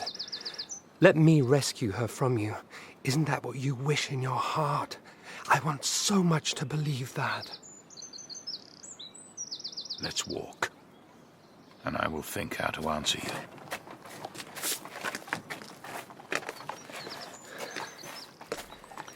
Do you wish sometimes that we could be like those children playing innocently in that garden? Playing innocently? That's what you think because you don't remember. Children are savages. We are saints in comparison. You must have been bullied when you were a child. Oh, yes. Unmercifully? Unmercifully. I would have protected you. Listen, Prince. I don't know what world you're fitted for, but it's not this one. You don't love like a human being. I know you pity her, but I don't. What I feel for her is not pity. Any moment of tenderness I've ever felt for her was just a sign of my exhaustion. She exhausts me, and I will have her, at whatever cost to me, or to her, or to you. I look at her. I hear the sound her dress makes as she moves. I hoard every word she said to me like a miser. The abuse, the taunts, the incitements. When she is asleep, I stare at her until my eyes burn. Calm yourself, my dear friend. Never! You know, once she tried to stab me. You must give her up. I don't say this from any selfish motive. You are bad for each other. Now listen to me, Parthian. I have no desire in the world to pain you. But you can see how ill she is. She is a broken thing that needs rest and time and peace. You really don't understand. Yes, she is pale and ill. She can be anything and I wouldn't care. She's beautiful. So what? What does anything matter? Why did she try to stab you? We argued. I'm a jealous man and she talks to people just to see the sweat start on my forehead. Oh, you look like you're going to cry. Cheer up. I don't want you to be sad. Tell me this. Do you wear a cross, Prince? Yes. So do I. One that my mother blessed. Take off your cross, and I will take off mine. And we will swap them. That is the good old Russian custom, isn't it? Then we will be as brothers. We shall be as brothers. There's the station. Leave your driver with me. I'll pay him. You get the train to Moscow. It'll be much quicker. I would rather go back in my carriage. The train is better. Why do you look so angry? What do you want me to confess? That I'm scared that unless I see you board the train, I won't believe you've actually gone. That I'm scared you'll sneak back to her and whisper more of your poisonous little pieties. Whisper them so well she'll go with you. Do you think I'm ashamed to tell you that I don't trust you? Well, I'm afraid to take the train. That is the truth. Afraid? What can someone like you be afraid of? When I came up to Moscow from Petersburg, I had this thought, this idea that someone was watching me. Someone with dark eyes was staring at me from the corner of the carriage. It made me feel ill. I knew it was all my imagination, nevertheless, even thinking of it makes me very fearful. I'm a weak man. I know how much thoughts can prey upon the mind. They prey upon mine. Thoughts. Are you ill? I don't understand what you're saying. Perhaps it's true that I cannot help you or her, but I must try, mustn't I? Mustn't I? You're always giving advice. It's time you heard some. Get back to Petersburg. Get yourself some other thing to do than bother us. Prince, all this will prove the ruin of you. I will get the driver to take you the last few 100 yards to the station. You will get on the train and go home. Agreed? Agreed. Your arm, Parthian. Drive up.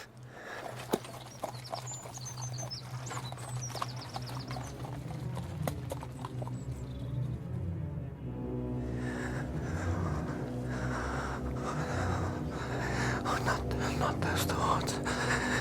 Not those thoughts, no. Is he drunk? No, I'm not drunk. Ill? You ill, sir? I must get to Petersburg. This is Moscow, sir, not Petersburg. Moscow train station. You're in Moscow train station in the ticket office. What are we to do? He wants to go to Petersburg. This man's a friend of mine. Friend of yours? He's my friend, I tell you. I was with him only an hour ago. Prince, it's me. Prince? This gentleman is under our protection. I'm telling you now, you're not getting your hands on this poor gentleman, nor on his wallet neither. Another time I make you swallow those words and your teeth with them. As it is, get me 2 tickets to Petersburg, first class, and here is 50 rubles for your trouble.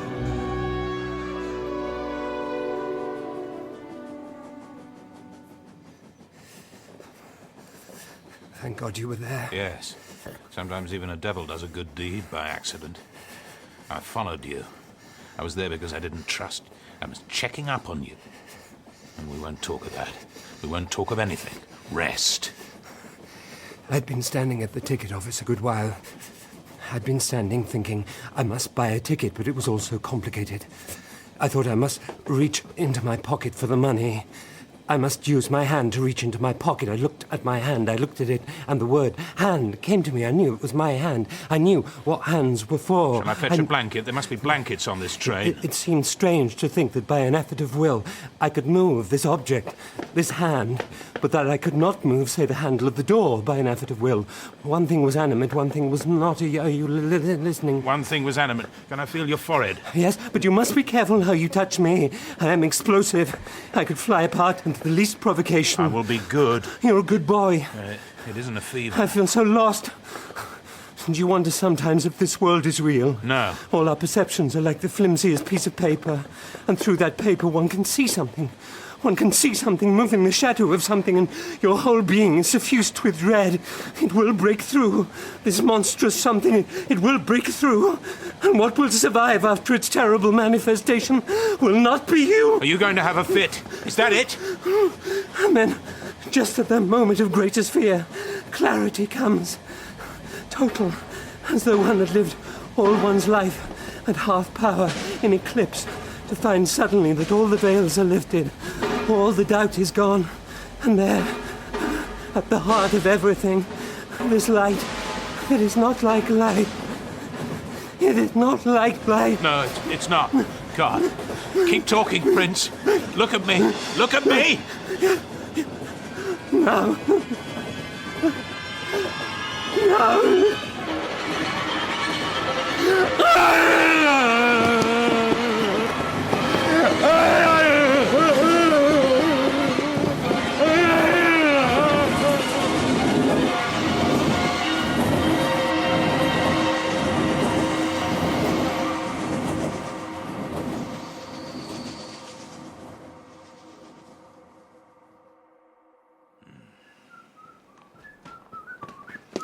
Boy? I have no money. Leave me be. Don't be afraid. Don't be afraid. My name is Rogozhin. You've heard of me? You've heard of me. And you're Ganya's little brother, aren't you? I am, in fact, 3 inches taller than he is. And this is the Epanchin house. What were you doing at the Yepanchin's house? What were you doing there? You can't bully me. You think not. Well, I'm glad I found you. I was going to call on them, but I'm not really the kind of man who can call on decent, respectable people, am I? You have news of the prince? Well, for that, I forgive you everything. Tell me how he is. Is he going to come back and stay in our house? He's back in Petersburg. I brought him back. I don't know what to say to you. What I should tell you, you being only a boy. I know all about Nastasya Philippovna. I know you're another one of her admirers. You, Ganya, the prince. Quite a triumvirate. Be very careful of how you speak of her to me. Where is the prince? You haven't harmed him, have you? He has been ill these last 2 days. I have made arrangements for him. He's being looked after. I came here. I was going to tell them what happened, but I think the prince may not want people to know he has had a fit. Not his society friends. Now that I've run into you, you can make that decision. Or Ganya can.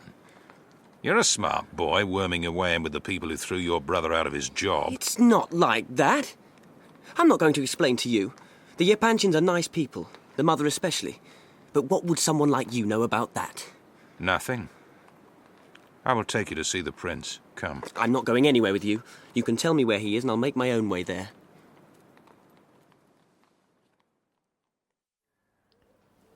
This is not where I expected to find you. Well, he's actually been very kind. Lebedev? Rogozhin must be paying him a fortune.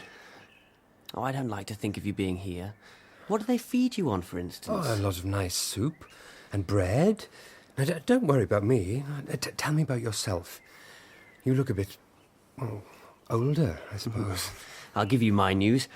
Varya, once Ganya's wedding to that woman was off. Speak gently of Nastasia for my sake, if not for pity's sake. I said nothing about her. But what a man thinks is his own business. And God's. I'm an atheist. To continue, Varya, once all that was out of the way, got herself married. That is good news. Married to the first fool who asked her. A moneylender, if you like. And how is Ganya? Ganya is out of work. General Yepanchin was very angry with him for not marrying Nastasya Philipovna, so he lost his job. Did you give her back Ganya's money? The money she tormented with him in the night of the party? I gave her back the money. I thought well of him for doing that, throwing it back in her face. Mind you, he curses himself for having done it now. I am sick of people. What is wrong, Kolya? My father was in the debtor's prison, if you must know. He signed a positive blizzard of IOUs, and then they all came looking for their money. What could we do but ask Varya's husband for help? He was not pleased to be asked for money, not at all. He made us wait and wait. Important to teach the drunken wretch a lesson. Kolya. Those were his exact words. Your poor father. I didn't desert him while he was inside. You needn't think that. No, of course I don't think that. They got quite friendly with me in there. Used to let me sleep over as long as I brought my own blanket. But he is out now? He's out. If there are any difficulties in the future, come to me. Anyway, that's all my news. What have you been doing with yourself aside from chasing after her and making yourself ill? Nothing. I've done nothing except, as you said, I have made myself ill. Is there nothing I can do for you, Kolya? You could do me a favour. A serious one. Yeah. You could try and talk a little sense into my father. You could keep a bit of an eye on him when you're better yourself. I have an idea. This is a large house. I will ask Lebedev to take your father in for a week or two. We will convalesce together. Oh, thank you. Thank you. It will be such a weight off my mind. The fact is, I haven't been to school in weeks, and my exams this summer are rather important. What's it like, having a fit? Like fainting? No. Sorry. I could bear the fits. I could bear with them. It's just that I'm afraid that one day I will not get back into my body. Not properly. It's like having a great fire in one's mind, or in one's brain, rather. I'm afraid that one day there will be such a conflagration that I will be swept away. I will be burnt down to nothing. I will be left just sitting in the ashes. An idiot, without reprieve and without hope. That is my fear. That won't happen. What you need is a bit of sense, and if you haven't got much, you should listen to those that have. Me, for instance. 1,000 apologies. Distinguished guests come to ask after your worship's health. We are trying to have a private conversation. Look at him. And we were told he was on his deathbed. Sorry to disappoint you. Miss Aglaya, this is particularly kind of you. Oh, not at all. Is he married? Is he married to that woman? No. Is he quite sane? Mother. My dear friends, the sight of your kind faces is enough to restore me to complete health. Come into my arms! Come into my arms, Prince. Oh, what a restoration! Who in the world is this? My father. Here is the boy I dandled in my arms. Is he indisposed? Sir, is this any condition in which to visit an invalid? Madam. You should be ashamed of yourself. Come, sir. What you need to do is to lie down. What would your poor wife say if she could see you in this state? I will be back in a moment, Prince. Kolya, could you take his other arm? You'd better go and help her, Kolya. I hardly had a chance to talk to you before all these people arrived. We will talk later. Oh, all right.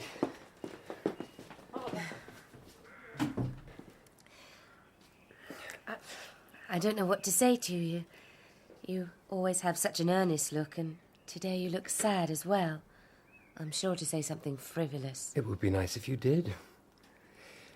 Tell me how your sisters are. Alexandra has formed an attachment, to use that stupid phrase, with a young man called Radomsky. which is a relief to my mother with 3 great-grown girls in the house. Of course, it's all we are good for, to be married off. Oh, and the best of it all, of course, is that he is rich. Well, it's not a crime to be rich. Yes, it is.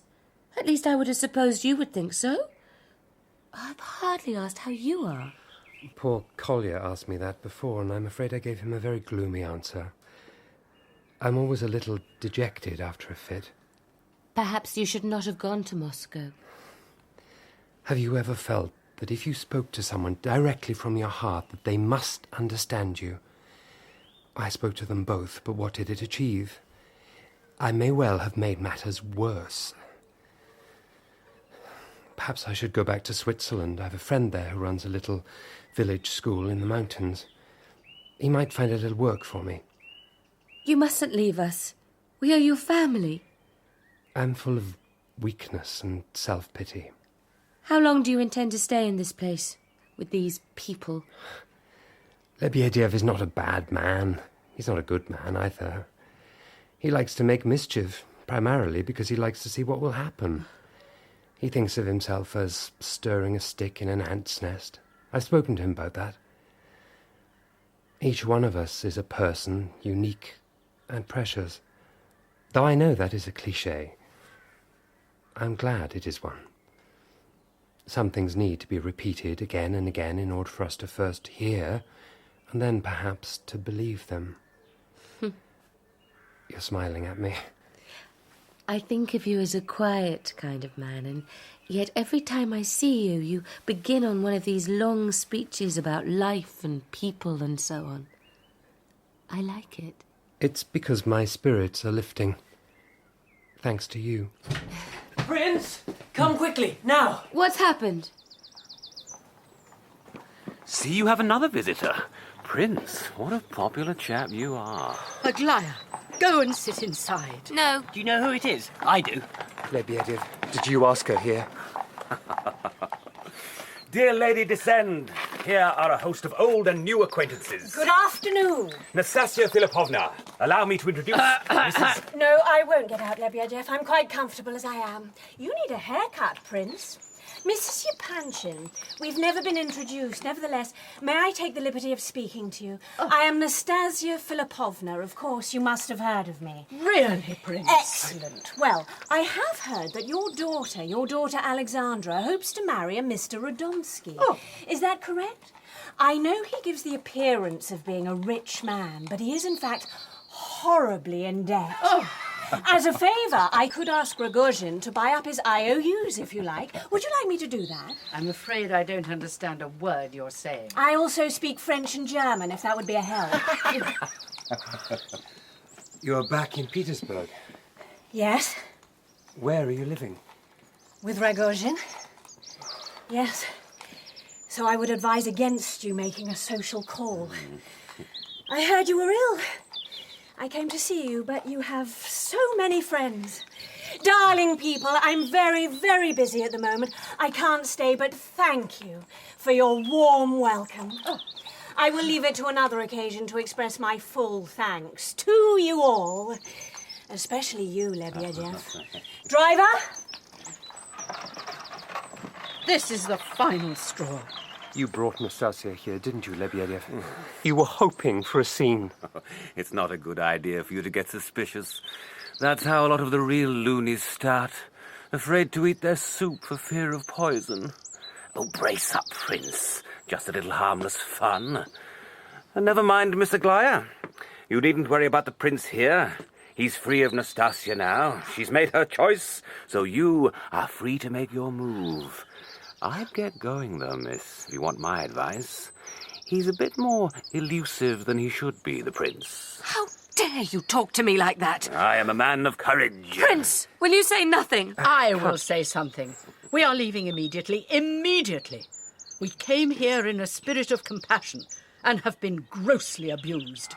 Aglaya? I am happy to leave. In fact, if you do not call for the carriage immediately, Mother, I will simply start to walk back to Petersburg. No, Mrs. Yepanchin, please don't leave like this. Look, I'm sincerely sorry. Did you have to stand there with your mouth open like a total ninny? Are you so moonstruck by her? I'm very sorry. I see now. It is more than pity you feel for her. Do you deny it? No, don't deny it. I came here to see you. I defended you to everyone. Now, if I were a man, I think I would hit you. Please get out of our way, if you please. You are very quiet, Prince. Have a cigarette.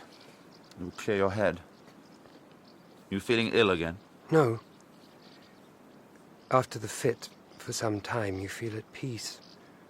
Not perhaps in a nice way, but as though one's soul and one's body was muffled. I was in a little cocoon until yesterday. Having all those visitors woke me up. I'm halfway back to the world now. So you emerge like a butterfly, or maybe a homely moth. Well, Prince, let me warn you to beware of bright lights. They will dazzle, and then they will burn you. I'm not a butterfly. I'm nothing new. I'm the same man I was before. Sometimes I long to be transformed. Have a cigarette. I'm not Kolya. All this philosophical stuff is wasted on me. What a good boy he is. He's young, that's all. You mistake ignorance for innocence. Now you are being philosophical. For me to be straightforward is very hard. I have the soul of a corkscrew, though I do not drink like my poor old father. Let me be straightforward. And you, Prince, you are to answer honestly. Will you? Of course I will. Of course you will. What a thing to say. But you can say it, can't you? What is it you wish to know? Simply this. Nastasia Philippovna has made it clear that she will not marry you. Is that the case? At the moment, yes, that is the case. She's a very proud woman. All those who have been crushed and rise up can outdo Satan in their pride. She's living openly in his house. You should be more careful, Prince. Kolya tells me that you have exchanged crosses with that animal. Do you seriously think that will protect you from his jealousy? What do you want to speak to me about? I have abandoned all hopes of Nastasia. I am thinking of another woman. Can you guess whom? Miss Aglaya. What did you say? Speak out. Miss Aglaya. Indeed. So, very simply put, are you in love with her? I regard myself as her friend and brother. She was very angry after the visit yesterday. Lebedev told me what she said to you before she left. She was angry.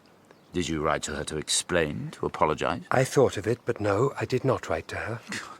It is ridiculous that such a man as you is my rival at every hand's turn. I do not consider us to be rivals, Ganya. The instant I heard what happened, I wrote to her. It seemed an excellent opportunity to ingratiate myself with her. Perhaps it was a little contemptible to write about you in the way I did. I put the worst gloss on your behavior I could, especially with regard to Nastasia, and all the while posing as your dear, concerned friend. Her reply was very interesting. You were surprised that she replied to me? And so quickly? You were thinking of the last letter I wrote to her before all this. The one you read aloud to her. The one you both laughed over. Nobody laughed, Ganya. You know this. I had thought we were friends now. Would you like to read her letter to me? No. No, it wasn't all bad. She said that probably you couldn't help yourself. That you were trying to act the part of the holy fool when anyone could see that really you were just an idiot, a freak of nature, beneath contempt, but not entirely beyond pity. She wrote that. About me. Does it hurt you? The words are very wounding. Oh, well, she's just a foolish, self-indulgent, vain little girl with her nose out of joint because of Nastasia Philippovna. Miss Aglaya is a very pretty thing, but in comparison with Nastasia's beauty. Women take those things so much to heart. She is jealous. Now is the ideal time for me to make my move. I don't think you will ever have much success with Aglaya, Ganya. That is my honest opinion. She is attracted to me. I know that. Perhaps that is true. Look, all I'm asking for is a clear field with this one, eh, Prince? I'm not saying my motives in writing to her were very kind. In fact, they were mean. They were very mean. I'm sorry, Prince. I seem to spend most of our conversations apologizing to you. Why is that? I've told you already that we are not rivals. I know what you think. You think she is interested in you, and all these disdainful words are only a smokescreen. But it's just pity she feels for you. Pity for a broken-down wreck of a man that no woman could love. Really love. She's not exactly sure what she feels about me at the moment. Is that the truth? I would not like you to be hurt, to be disappointed. You do not have the temperament to deal well with disappointment. Which is a pity, as I have so much to contend with.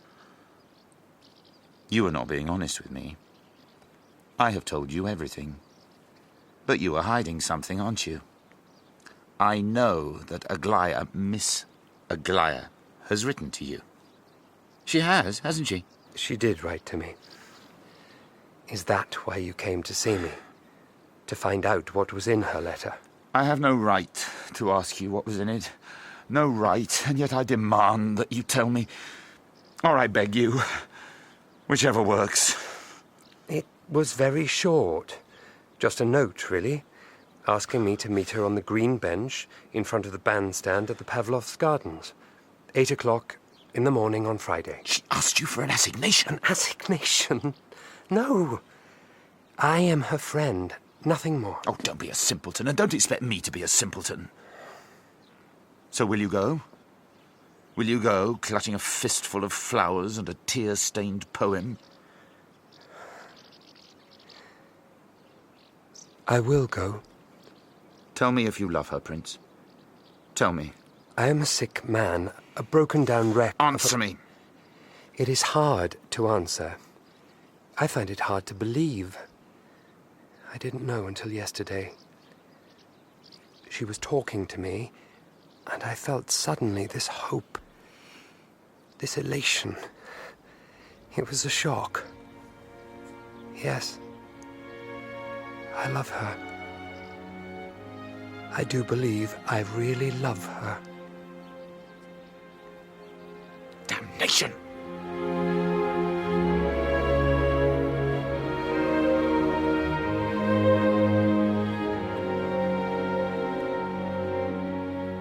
That was episode 2 of The Idiot by Dostoevsky, dramatised for radio by Melissa Murray.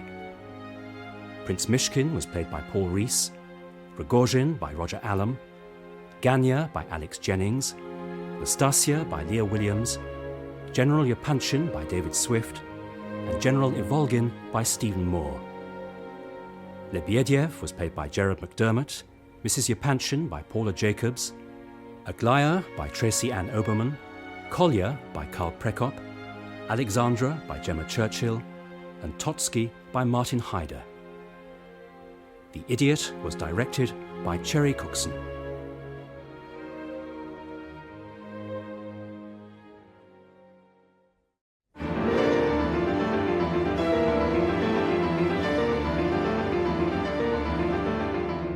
The Idiot by Dostoevsky, dramatised for radio in 4 episodes by Melissa Murray, with Paul Rhys as Prince Myshkin, Jennings as Ganya, Roger Allam as Rogozhin, Lia Williams as Nastasia, David Swift as General Yepanchin, Paula Jacobs as Mrs. Yepanchin, and Stephen Moore as General Ivolgin. Episode 3.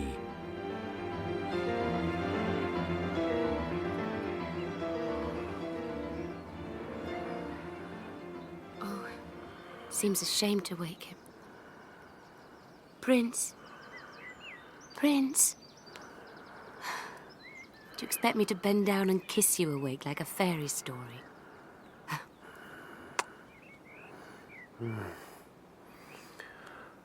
It's you. Yes, it's me. I was to meet you here, wasn't I? Then I fell asleep. How rude. That I asked you to meet me? No, not that. I'm teasing you. Oh, I had such bad dreams, such complicated, cruel dreams. Who are you dreaming of? Just now? That made you start, didn't it? I know very well who it is. What's she like, this Nastasya Filipovna? As though I want to know. Fascinating creature. How banal to be a fascinating creature. I'm not fascinating. You're supposed to contradict me. Don't be angry, Aglaya. Don't be... Look, I don't mean the word jealous, but I can't think of the right one. You think I'm jealous of her? No. Look, I'm sorry. Please, we mustn't quarrel. Why not? Actually, I am jealous of her, but not for the reasons you imagine. Well, of course not. And what reasons are those? Well, I don't know what to say. Enough! It's time we talk seriously. You may be surprised that I have chosen to confide in you. I'm honoured. I remember the first morning we met. You'd just come all the way from Switzerland that very morning. How long had you been there? 4 years. I came back full of confidence, sure that I would stay well. I've wanted to say this a long time. You are ill, physically ill, and perhaps sometimes mentally unhappy. I don't say this to pain you. Thank you. I know nothing of what it must be like to be an epileptic. Despite it, or because of it, God knows, you are the most honest and most truthful man I have ever met. I have the highest respect for you, for your integrity. Well? All I can say is that your opinion of me is more important. You're so kind. I feel very often unfit for life. That I don't understand the simplest things, that I'm always on the outside of everything. I have decided that I must run away from home. I must leave home, and that I have chosen you to help me. Run away from home? I've been wanting to go for a long time, since I was 14. I've been shut up in that house all my life. I've been nowhere, seen nothing. Do you think I'm good for nothing but marrying? That's all there is? No, I refuse. I will go to Europe, to Paris. I will study, and then I will become a teacher. I don't want to be a general's daughter, a wife to someone. Is it so arrogant of me to want to be of use in the world? No. You will help me. You will be my guide. I've thought about it. You talked once about going back to Switzerland to teach children. We could teach them together. Oh, Aglaya, listen to me. If you refuse to help me, I will marry Ganya. Or perhaps I will do as Miss Nastasya has done. Be a loose woman, have lovers. There's an option. And you like her. I know how she lives. I'm not as innocent as they think me. If you know her story, then you must pity her. Must I? I don't know that I do. It's not an easy matter to talk of, but when she was a child, an orphan, the man who should have protected her betrayed her. I don't want to talk about her. I want to talk about me. About us. Will you help me escape? Why did you think I asked to see you? Did you think I was in love with you, and that this was to be a romantic assignation? Perhaps I was a little afraid of that. Perhaps I hoped. If you do not help me escape, do you know what I will do? I will marry Ganya. Not just because it would infuriate my entire family, but also because I find him very attractive. Physically attractive. There is something about his mouth and his hands. I love his hands. Oh, Aglaya, you will never marry Ganya. Is it true that you propose marriage to her? Yes, it is true. You must love her very much. No. What I feel for her is anguish. She's so driven. Her only pleasure is in her continual sense of shame. She revels in it. It's an act of revenge, but no one is wounded except herself and that unfortunate soul Rogozhin. He's the one she's living with, isn't it? I tried to speak with her. Oh, men love to preach at us. I couldn't find the words to say to her. Everything I did say offended her, patronized her. I failed with Nastasia. Do you know she has taken to writing letters to me? Letters to you? But yes, she writes to me. She tells me how much she envies my sweet innocence, my lovely, carefree life. She adores me from afar. I know how she adores me. Like a pretty doll she would like to tear to pieces. She says the happiest day of her life will be on our wedding day. Our wedding day? Is that so impossible to imagine? It might have happened that you and I fell in love. It could have happened. Prince, I am so unhappy. What can I do? You would have married her. She has refused me. Only because she thinks you don't love her. Convince her that you do and she'd marry you. She'd marry you without a moment's hesitation. Have you told her that you love her? I would gladly give my life to restore her peace of mind, to make her happy. But I cannot pretend to love her. That would be infamous. It would be infamous to say that I loved her when I do not. Not in that way. Perhaps I'm not capable of that kind of love. That's ridiculous. No, it is not. Well, just lie to her. People, normal people, do it all the time. People lie about love or are silent when they should speak. It would be best for everyone if you were to go to her and lie. You must be prepared to make sacrifices. Not all the things we must do in this world are pleasant and agreeable.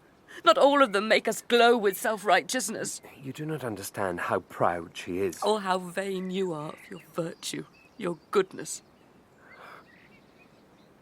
Is that what you think of me? You've gone very pale. I'm not fit to be any woman's husband.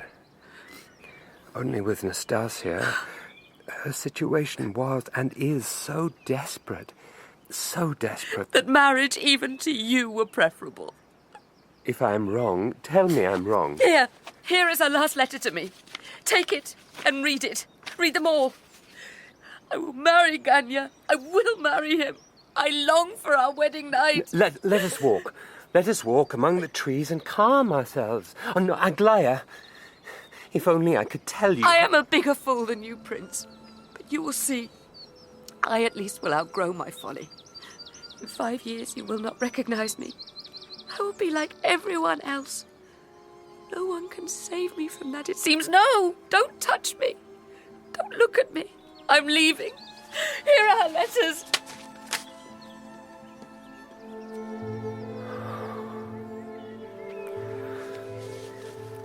Let me help you. Kolya, what are you doing here? Being a nasty mixture of a spy and a nursemaid. Her mother, Mrs. Yepanchin, who may be ridiculous but is a good woman, asked me to keep an eye on her. On Miss Aglaya. Plenty of stormy scenes at home at the moment. Threats, broken china, slammed doors, dresses being thrown out of windows. She is very unhappy. Well, that's not a unique achievement, is it? It's enough to make one a misogynist. If you're an old man and ugly and drunk, no one gives a damn. But if you're a pretty young girl... Come on, I'm under instructions. Mrs. Yepanchin thought she might be going to meet you. She wants a word. Lots of words, probably, and plenty of wet handkerchiefs. She's a great one for crying, our Mrs. Yepanchin. Come on.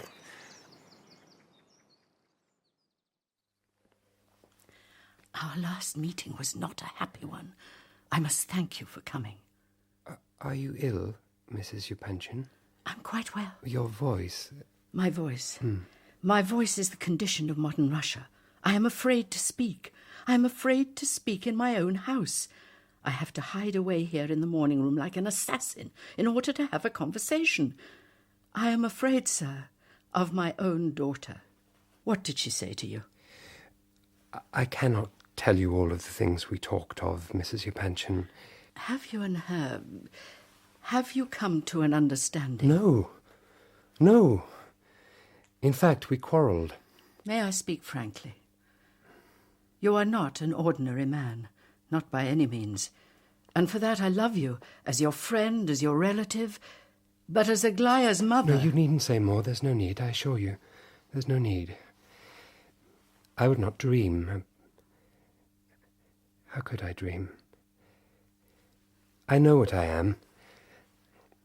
You must forgive me. I will go. You're not still staying at that creature Lebedev's house, are you? I will ask my husband to find you an apartment. No. Say nothing, please. Come and see me again soon. I will. Very soon.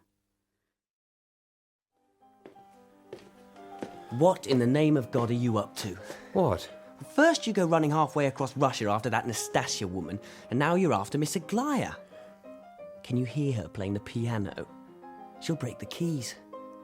I hate her. I am not after Miss Aglaya, and you shouldn't speak of her like that. Well, what do I care? What do I care about any of them? I tell you what will happen with her, with Miss Aglaya. She'll squirm and whine for a while, but in the end she'll do what's expected of her. She'll marry some idiot. Not like you. Someone ordinary. And that's what most of us come to. I'll get a job in the civil service and drink vodka at the weekend. What's wrong, Kolya? I just got a nasty note from Lebedev. He wants you to come immediately. It's something to do with my father. He says my father has disgraced himself and that he's run away. Are you coming? Can you tear yourself away from all these women? I'm coming.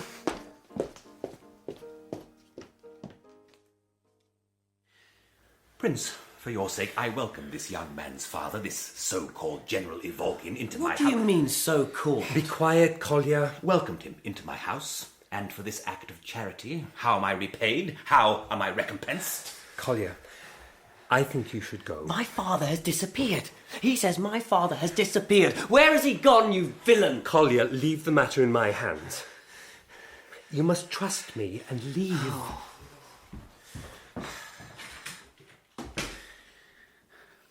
I am sorry about this business. I actually am. I like the boy.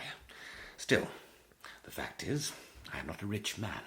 400 rubles is a lot of money to me. 400 rubles of my money has gone missing.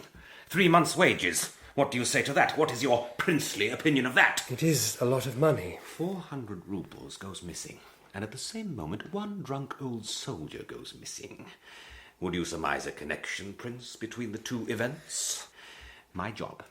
My humble little job I resigned weeks ago, when you came to live here.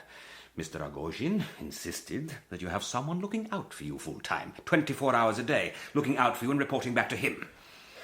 I didn't know that. I was specifically told not to tell you. I don't know that I like the idea of someone reporting back on me. He has to keep tabs on you, doesn't he? Can't have you floating about like a loose cannon. And there's always the chance that Nastasya might take it into her head to marry you after all. And don't suggest that you might move somewhere else, because that would take away my only source of income. Could you do that to me? I've nothing, no one, orphaned, and now my money's gone. Have you honestly lost 400 rubles? Lost? I don't think I said lost them. I don't lose money. I lose my temper, I lose my peace of mind, I lose my self-respect, but I do not lose money. If this is a game, it is a very cruel one. I have been robbed. I went to bed last night. The money was in my overcoat pocket, and this morning I woke up and it was gone. Were you drunk when you went to bed last night? Yes, of course I was drunk. That has nothing to do with it. But perhaps you put it in a drawer, the money, or it fell out of your pocket. Have you looked everywhere? I have searched every nook and cranny. I have searched the maid down to her shift. Nothing. The money is gone. The money is stolen. It is a terrible accusation. It is a terrible situation. What am I to do, Prince? Where is the General now? I don't know. Why do you keep talking about him? I am the victim. You should want to help me. How can I help you? We are both generous men, you and I. But you see where my generosity has taken me, Prince? You mustn't tell anyone about this, especially Kolya. I will help you if I have your word on that. And what does this help of yours consist of? I will give you the 400 rubles. You will give me the 400 rubles? How generous. Do I look like a beggar? I am asking you a sincere question, sir. Do I look like a beggar? No, not in the least. Perhaps I phrased my offer a little crudely. I meant, of course, to say that I would undertake to return the 400 rubles that have gone astray. That have been stolen. We will not quarrel about that. Now, this noble, this inestimable prince will decide if I can quarrel or not. I am an independent man, sir. A proud man. Will you really give me the money? Yes. Find the old general first, and then we'll talk terms. I'll be back here by nightfall. I want to confront the old sinner.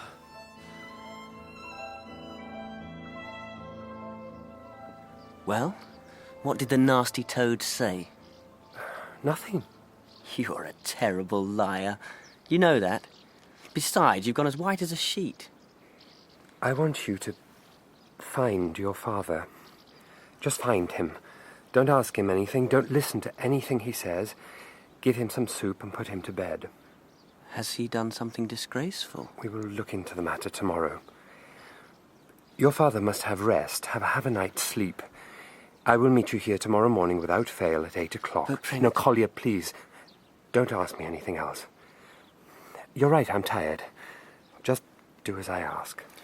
Very well, Prince. What are you going to do? I'm going to sit quietly for a minute. I didn't mean those things I said about Miss Aglaya. If you like her. Do you? Oh, yes. Listen to me. She won't take any notice of her parents. I mean, in the end, she will get what she wants. I am no prospect for her, Kolya. I tell you that without self-pity. It's true that when I look at her, all kinds of dreams and fancies come to me.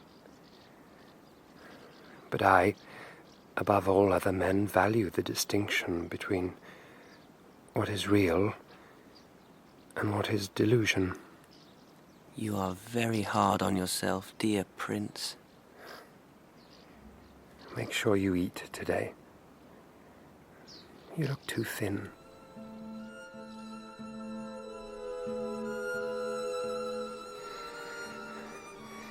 Will I read Nastasia's letters to her? I should. Though I doubt it will comfort me. Dear Miss Aglaya, it might be considered an offence against decency for me to write to you. But I'm so far beneath you that I could not offend you even if I desired to. Such terrible pride, Nastasya. Where will it lead you to? Do you want to know how I live? I walk about in diamonds and lace, surrounded by rogues and drunkards. That's as it should be. The house I live in is dark and gloomy, and there is a secret in it. Rogozhin keeps a knife wrapped round with silk thread in the drawer. Why does he do that? He likes the fact that I know it is there, though we never speak of it. He loves me so much he cannot help hating me. I knew before the prince knew that he loved you. Who could fail to love you? Perhaps his offer to marry me has annoyed you. No, you cannot be annoyed. You are an angel, an understanding angel suffused with the most miraculous pity. Perhaps you pity me. I hope you pity me. The prince never loved me. You know this. But you two must be married. That is all I live for. On the day after you are married, I will marry Rogozhin. I swear it before the saints. I will become a respectable woman. But until that day, until your wedding day, I will remain a whore and a slut. If you marry the prince, I am saved. If you do not, I will live as I live now in sin and debauchery. You hold my life in your white, white hands, Miss Aglaya. Nastasya.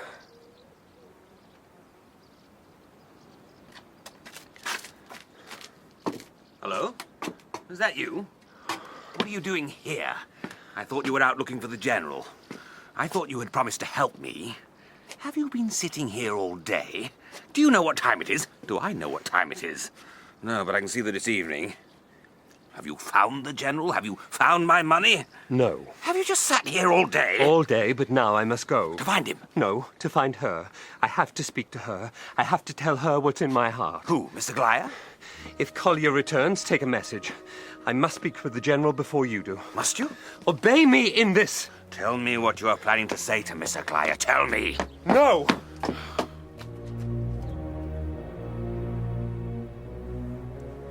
It's more than my job is worth, sir. No, I quite understand. I didn't realize the time. I walked here. 1:45. The ladies are all asleep, sir, and the master isn't even in the house. I might venture to wake him, sir, if it was an emergency, but he isn't here. You see my predicament. Well, I will call again in the morning. You needn't mention my visit to Miss Aglaya, or indeed to anyone. They will think it very eccentric, me coming here at this time of the night.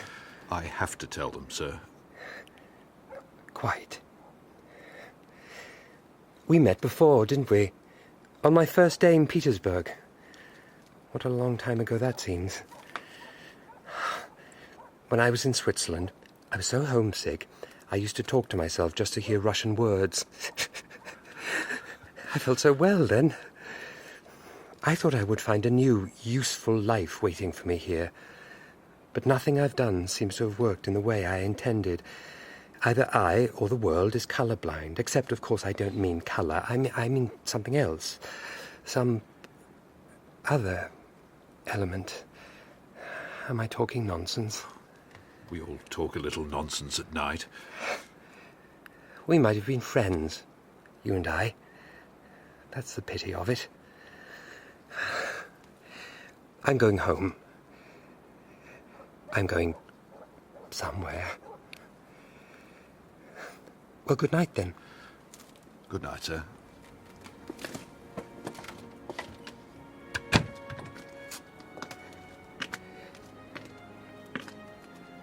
I behave exactly like a clown. I wish I was on a mountain and could breathe air. It's me. It's me. I'm not an apparition. And if I was dead, I'd hope you would greet my poor ghost kindly. Nastasia, what are you doing here at this time of night? I am a witness to your impending bliss. Let me kiss your hands. What are you doing? No, get up. For God's sake, get up. Are you worried about my dignity? I have none. If you're worried about my dress, well, I do not pay for my own clothes, dear Prince. You know that. But tell me this. Tell me this one thing. You have been with her, the beautiful Miss Aglaya, in the bosom of her family, all this evening. Did you talk? Did she play music for you? Did you speak tenderly to her? All of those things? All of them? Are you happy? Are you quite delirious with happiness? Answer me. Grant me one word from those tender lips. You have a mouth like a woman's. Nastasia, please, get up. Come on, get up and we can talk. We have nothing to talk about. Goodbye. No, wait. Nastasia, please. Easy does it. Easy does it. Rogozhin. Let her be. She's all right. There's a carriage waiting for her round the corner. And don't worry about the future, any embarrassing incidents. I told her today, no more letters to your lady friend. I put it to her bluntly. She wanted to see you one last time, and I granted that because I am a generous man. What did you think of them, by the way, her letters? She writes well, doesn't she? I laugh when I read that bit about me and the knife. Which is true, by the way, in case you think she's mad. She's not mad. No more than I am. You read those letters? You haven't a clue about anything. Well, I'm off home to my bed. To her bed. My little bird fluttered back to me in the end. You didn't answer her question. Which question? Are you happy or not? No. No, I'm not. I didn't think you would be.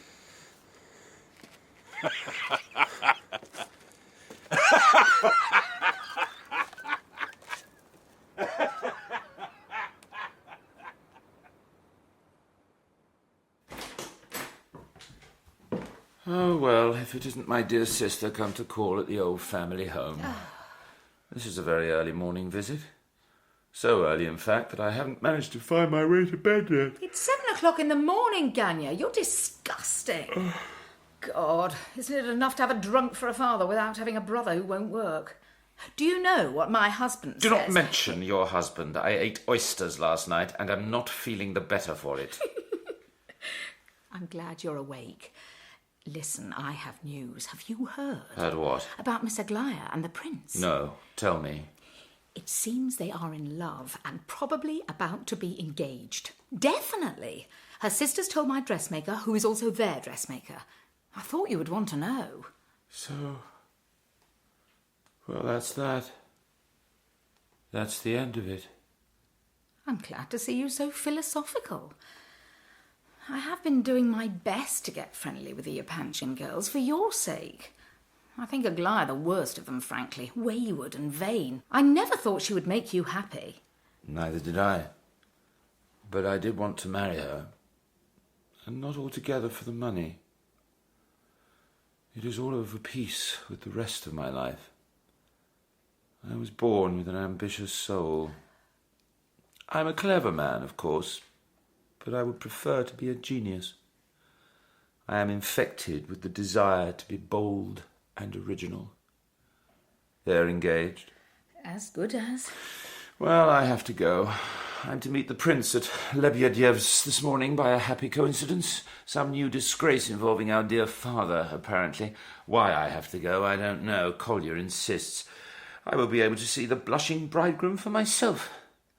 The man is a joke, and she is a bitch. Poor Ganya. I do feel sorry for you. You have had very bad luck. To lose both of them. Nastasia to Rogozhin and now Aglaya to the prince. One a semi-criminal and the other a semi-invalid. That's salt in the wound. Do you gloat, or do you sympathise? Both. Both. Well, I'd better go and see what this nonsense with father is all about.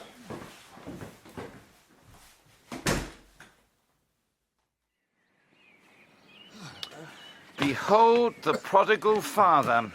Sorry we're late. Never again will I, sir, step foot within this house. Isn't the prince here yet? Evidently not.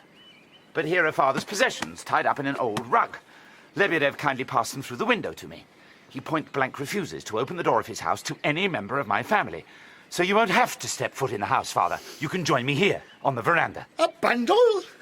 What am I to do with a bundle? Am I a beggar? Am I a dog? Does a dog receive decorations from the very hand of the Tsar himself? For gallantry? For bravery? For heroism? Oh, sit down in the chair and take a nap. There's a good fellow. Oh, I myself have a headache this morning. Don't provoke him. He's our father. Don't provoke him? Oh, that is marvellous. Do you know what this paragon of paternity has been up to, do you? Do you know why he has embarked on such an orgy of drunkenness? To drown his shame, that's why. And as a hint for you, Kolya, it must be something particularly rich to turn the stomach of a man like Lebedev. Very stimulating to receive a moral lecture from a man like that, I can assure you. Atheist! Who is an atheist? Lebedev? Me? You? Don't answer. For the love of heaven, don't answer. Let us just sit here like three foolish virgins and wait for the prince to come. Why exactly are we waiting for him to come, by the way? Are we incapable of dealing with our own affairs? Must that imbecile slip his nice white nose into everything? It's not like him to be late. Or do you think he could have been taken ill again? Come out, you degenerate! Come out and make your accusations. We're all here. I curse this house and all its occupants. I will stand in the roadway and shake its dust from my sandals. In the first place, you're wearing boots, not sandals, and in the second, you're going nowhere. And who, sir, will prevent me? A man who withstood 3 Cossack charges with nothing but a broken blade in his hand. The odd thing is, as far as I've heard, he actually was quite a decent soldier. Brave, but not that bright. I must be an aberration. Every family has one. You are not an aberration. You're just a horrible person. But I am neither a liar nor a thief. Why did you say that? Who is a thief or a liar? Let me give you a bit of advice. People are disappointing. They truly are. You hero worship this prince, but I know he is destined to let you down. You think the most ridiculous things about him. And when you realise the truth, it will break your faith in everything. Shut up! You really like him, don't you? As a matter of curiosity, why? He is like a blank bit of paper. No, he's more like a mirror.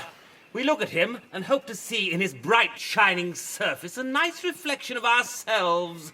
Good morning, General. Where are my 400 roubles? And do you have an answer to that question, Father? Where are Lebedev's 400 roubles? What are you talking about? What is he talking about, Father? Those are not tears of remorse. They are tears of self-pity. I recognise each salty drop. He does not regret the theft itself so much as the getting caught. Isn't that the truth? I used to be like this boy here, sitting open-mouthed as you told your stories. To be fair to me, I was younger. A lot younger than he is now. Do you remember the time you told me that when you were a boy you had been Napoleon's page? Do you? I went to school the next day and told everyone. Oh, the humiliation, the derision, the fists and the feet. I have a scar on the side of my head, to this day. To steal 400 roubles from that pig of a man. Do you hear me, Lebedev? You are a pig of a man. You probably tempted him with the money. You let him see how easy to steal it would be. Did you lie there with your eyes half shut, pretending to be drunk and watch him? Did you? Have you gone mad, Ganya? Father would never steal. Kolya, my dear son, my precious boy. He used to call me that. You must leave. You must go. Go to your mother. Go to her. I command you. Here is a scene of ignominy and disgrace where vile men will make their vile accusations about a poor, broken-down old man. The accusation is vile, certainly, but is it accurate? He would never steal. Of course, sometimes he is forgetful. Perhaps he picked up the money and forgot to return it. Or maybe it was a joke, a practical joke. What have I done to you, Ganya, that you hate me so? Have you any of the money left, or did it all go on drink and gambling debts and... Well, let's spare the boy's blushes. Ganya, you are my son, my own flesh and blood. Judas Iscariot would have had more pity. He mentioned the police. Lebedev did. Of course, he was saying that just to torment me. I mean, it would be the end, wouldn't it, of my future, my career prospects, a decent marriage, but what does that matter? What does that matter to you? I swear to you solemnly before God. Give me what money you have left, or would you prefer it if I just went through your pockets myself? If you touch him, I will kill you. He is a good man. Who knows what he has suffered? More to the point, who cares? The money!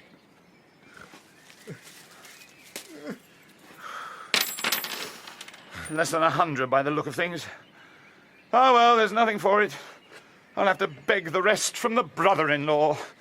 Can you hear me, Lebedev? I will be back with the money. I hope. Kolya? Yes, Father. Am I still your father? Let us pretend this day never happened. Let me take you somewhere and get some good hot food into you, and then you can have a nice rest. A good sleep. And Kolya here will tuck you in and sing you a lullaby. You bastard! Come on, Father, we're leaving. If the prince had come, none of this would have happened.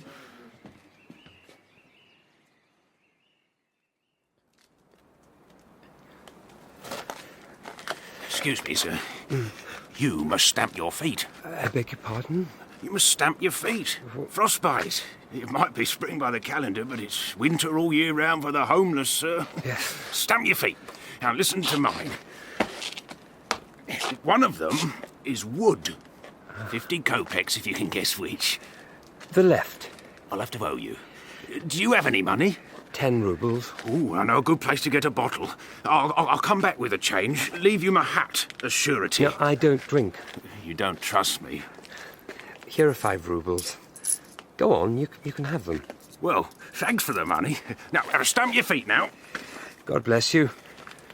What exactly are you up to? I'm just curious. I'm not one of those in the police's pocket. If you're thinking of doing that house, don't bother. He's got a revolver, knives, axes, and all sorts in there. Friendly word. Not that you look like you could burgle a baby. Thank you. You're a foreigner? No. I was away from Russia for a while, in Switzerland. I've been ill. Yeah, come home to die. Yeah, well, unless you plan to go very sudden, I'd steer shy of him and that house. Will I tell you about him? No, Parfyan Rogozhin is a friend of mine. He got his money off his father. The old fellow died after the most dreadful beating. You could hear the scream 6 streets away, by all accounts. No, it was Parfyan's father that beat him. Yeah, either way, he inherited millions. Then he takes up with this wild piece. Suppose you know her, too. She is a most unhappy woman. If I was as beautiful as her, I'd be happy. Would you? If your soul was tormented with self-loathing, if you blamed yourself for the sins committed against you? Fond of her, aren't you? Yes. I've seen her more than once. Do you know the odd thing about her? Most beautiful women are at their best in silence, in repose. And when they talk, it's like the illusion is shattered. Not with her, though. When she speaks, it sharpens her beauty. Hers is the kind of loveliness that's like a knife. No comfort at all to the man that owns it. Does she have your heart skewered, then? Oh, I am her friend. When she came first to Rogozhin's house, it was all parties and mad escapades. Crowds, drink, all kinds of carry-on. Now, there's just the 2 of them in there. It's gone all quiet, all broody. What do you suppose goes on in there, apart from the obvious? Ooh, you've been standing here for hours, haven't you? Trying to pluck up the courage to go in and rescue her. She doesn't want me to rescue her. I think all she wants is for me to witness. Witness what? What time is it? 9, 10. I don't exactly own a watch. It's nice to talk to you. I'm supposed to be somewhere. Where am I supposed to be? I was a teacher once, you know, a real one. I can still remember my Pushkin. Kolya, I forgot about him in general. I have to go. Forgive me. Oh, no, don't go.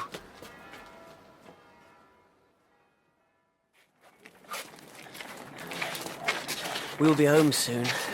Oh, come on, Father, keep walking. We're only 100 yards away. Did I think when I was a young man, the pride of my regiment, the beloved of women, that it would come to this, that I would come to this? Vanity! Oh.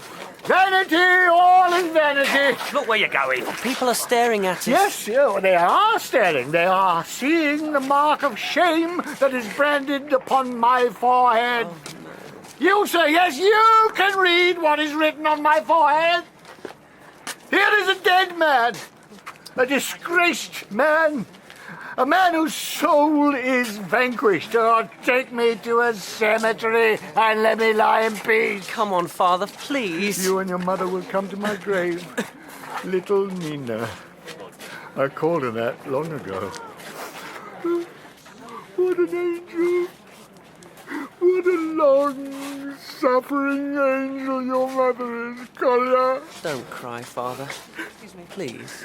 Do you know what is the most extraordinary thing in all my life? It's the time you led the charge with just 16 soldiers against the Prussian guns. The most extraordinary thing in all my life is that you, my son, love me. How am I to account for that? I am disgraceful. I am a sinner. Listen to me, Kolya! I am listening. I will tell you the truth. Come closer. What is everyone shouting? No one is shouting. My beloved son. What's wrong? Get up! Father! Kolya, what's happened? Go away! Don't let me help you. I'm sorry I wasn't at Lebedev this morning. I should have been there, I know. No, General, can you hear me? Oh, drunk, is he? It looks like some kind of fit to me. Maybe it's one of those, what do you call it, epileptics? No, it's not an epileptic fit. Are you a doctor? Make way for the doctor! Kolya, let me help you to carry him. Get away! Please. This man is not a doctor. He's nothing. He's a fraud. He is a liar and a fraud.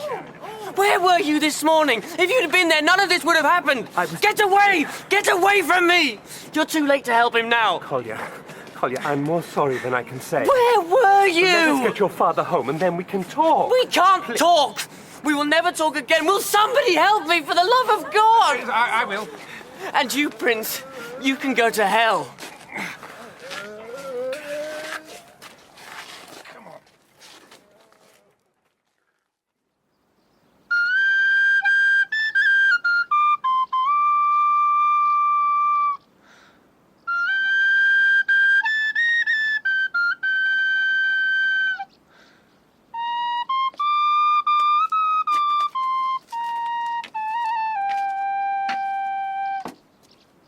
Good afternoon, Prince. You find me all alone and sadly sober. Why don't you sit down? You look very tired, my friend. Have you been overdoing it? Listen.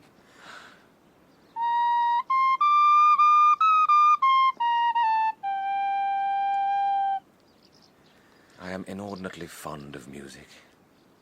You were surprised. You were surprised that such a man, such a squalid little insect, a cockroach, could have any appreciation of the finer things of life. No. You're not surprised? I don't think that much about you. I don't decide in advance what you're likely to do or likely to be. That now is the first hard thing you have said to me. Am I really only a minor character? I don't think I can bear to have that kind of conversation now. I know. Let's talk of something more cheerful. Do you hear these scientists can send an electric current through a dead thing's muscle, and it will twitch and move as it did in life? That's hell for you. Dead, but going through the motions. Why must we think more of hell than of heaven? Lebedev, I had promised already to give you the money. How could you torment that poor old man? And the oddest thing of all is that I like him. I do, sincerely. I was offended that my 400 rubles went missing, was stolen. I could say that I did it to teach him a lesson. Another time he might have got into real trouble. But it's all excuses. We are cruel simply because we can be. You weren't here to stop me. I relied on you stopping me. And it would have been nicer if someone had stopped Ganya this morning. He was worse than me. Where were you? Yes? I was standing about Rogozhin's house. I stood outside his house and prayed that he and Nastasya would be safe. I'll have to tell him that. Not sure how he liked the idea of being prayed over. I think I will have to leave them to their fate now. Nastasya has made it clear that she has chosen him for good or ill. So, you've decided to go for the blonde one. Miss Aglaya. Lovely, fresh young thing. You should see the look you're giving me. So you love her. How altogether human of you. We'll have you spitting tobacco and drinking vodka next. Maybe. Maybe I will. Maybe it is possible that a man like me could be married. Maybe she will marry me. I could live that kind of life. An ordinary life. I've been an invalid for so long. Good for you, Prince. I stood outside Rogozhin's house and pictured all the details of a rosy future in my mind. And because I was indulging in those delicious daydreams, I was late. I was late, and the poor general... Do you know what has happened? The stroke? Well, of course I know about that. Don't blame yourself, Prince. Blame me or blame Ganya. Kolya is angry with me. He's disappointed in me. And yet I feel I could help him. I want to say to him, do not forget who you are. You're a child, a child. And though it seems as though you're growing up, you're really only growing away, away from the roots of your being. But hold fast to what you are. To be an adult is not so very wonderful. Did you say an adult or an idiot? I will go and find him. I will apologize to him and to his father. I will seize my life.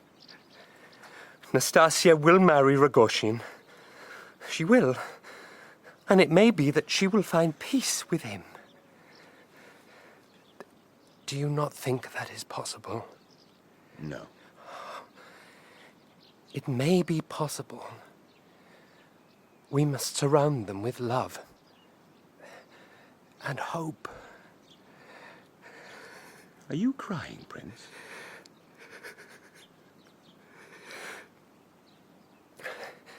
Play a little music.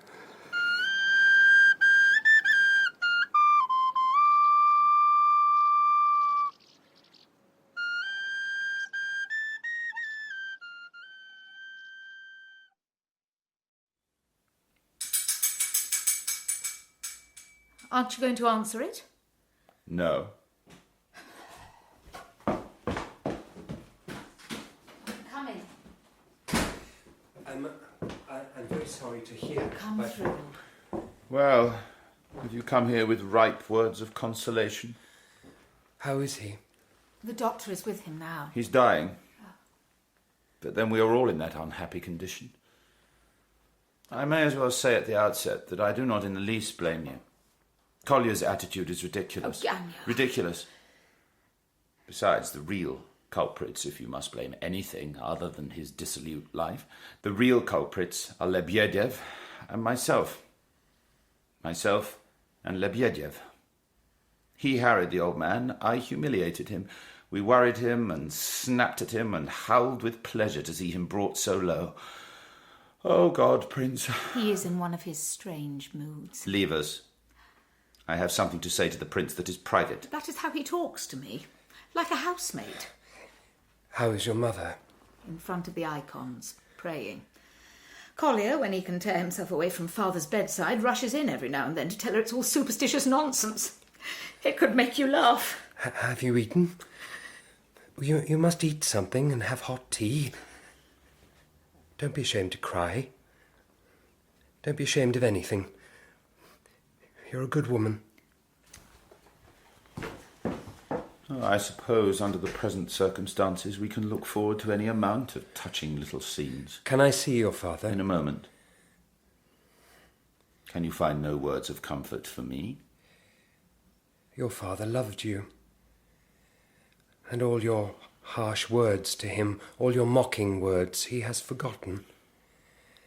When he thinks of you now, he sees the little boy who ran to meet him, the boy he threw up into the air and caught and kissed.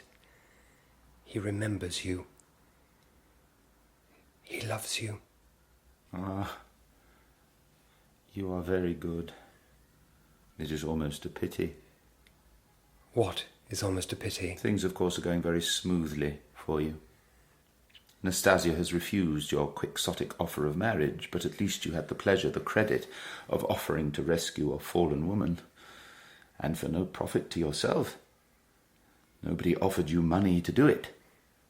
Not like they did to me. Don't blame yourself. Blame myself? That you agreed to marry her for money. It was venal of you, perhaps, but that is all in the past. Thank you. And now you are free to marry the woman you truly love. The innocent Miss Aglaya. Isn't that the case? Well, nothing has been said.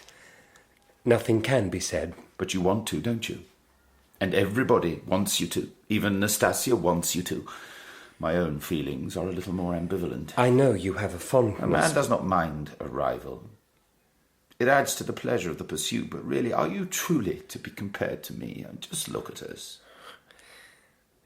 You are a very fine-looking man. I am more than that, you fool.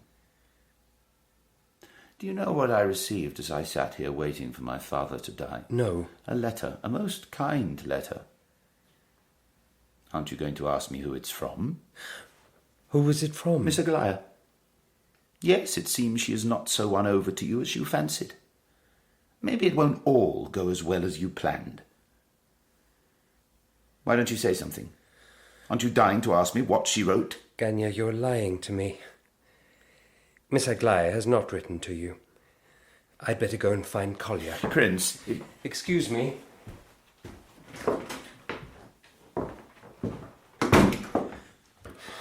I don't know if I will ever forgive Ganya for how he was with Father this morning at Lebedev's. But as far as you're concerned, I have decided in the end to forgive you.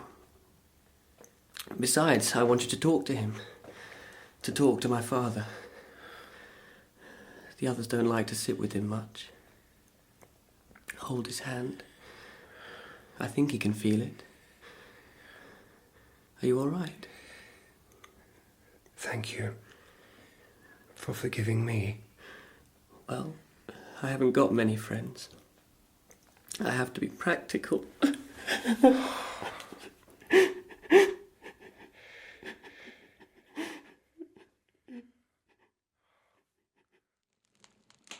The poor old general.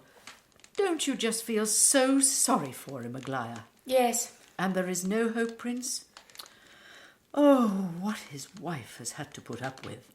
Wives are the unsung martyrs of this world. I have no intention of being one, thank you. If anyone is going to burn at the stake, it won't be me. But you still haven't explained what you were doing coming to the house last night at nearly midnight. I mistook the time. When it's pitch black, you can usually assume it's night. Aglaya. Yes, Mother? She's in a very nervous, irritable humour today. Did you read the letters? Whose letters? Her letters to me, the ones I gave you. Yes, I read them. I hope you told her not to write to me anymore. No, I didn't tell her that. But you've seen her. You saw her yesterday. Are you talking of that unfortunate woman? Nastasya Filipovna, yes. But we won't mention her again. Well, that's 2 topics of conversation out of the way. Sickness and love. What can we turn to next for entertainment? Oh. I saw her by accident. I saw her last night as I was leaving here. She thought I'd been with you here in the evening, and she was waiting for me. No, you are being horribly incoherent, you know. I hope you won't be like that tomorrow night. We are having a gathering, to which, of course, you are cordially, etc., etc. Might I ask you one thing? Certainly. Do not sit or stand anywhere near the Chinese vases. They are very valuable, and I'm afraid you might knock them over. I will stay clear of them. And, insofar as is possible, talk sense. Nobody wants to hear your views on public executions or on the meaning of beauty or economics or whatever it is that pops into your head. Try and talk like an ordinary person. An ordinary person? Is this a way to speak to the prince? Our guests are superior people, sophisticated people, the leaders of society. At least that's what they think they are. Many of them are come with the express intention of meeting you, of forming a judgment of you. They are all in one way or another associated with my family. Do you understand the significance of the event? I think so. I just want you to do one thing. Don't embarrass me. I will sit still and say nothing. No, if you sit and say nothing, they will think you a nincompoop. What a lovely expressive word. Nincompoop. No, you must smile and circulate and say intelligible things. Not intelligent things, intelligible things. If I circulate, I'm sure to walk straight into one of those Chinese vases. Don't tease me. Would you be angry if I didn't come? Oh, you would love me to tell you that. You would love me to reveal my hand, wouldn't you? Or my heart. A sentimental fool like you would love me to reveal my heart. I would. But how am I to do that when all that woman has to do is click her fingers and you will run off? Not even because you love her. You would marry a scullery maid if she was pregnant and needed a father for her child. This is a most indelicate and inappropriate conversation. Prince, you have been invited as my relation to this house. I will be blunt. You're an excellent man in many ways. I hold you in great esteem. But neither I nor my husband wish for any closer tie with you. You are ill. You are odd. I know. It is one thing me insulting him, but I will not allow anyone else to. That is enough, Mamma. You should go now, Prince. Be here tomorrow at 7. Ladies? I will walk you to the door. I will, Mamma, so you needn't wink at me. Will you forgive me? For what? For speaking to you so insolently. I am jealous of her, I won't deny it. And I'm nervous about tomorrow. I want everyone to see in you what I see in you. It's a test. If it goes well, then my parents can't say that you... They can't object to you. I'm absolutely without shame, aren't I? You are kinder to me than I deserve. Go. I will see you tomorrow. Until then. If you were to lean down, I could kiss you.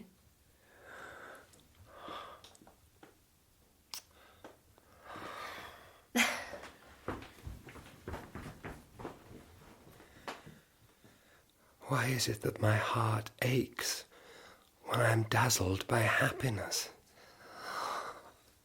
She kissed me.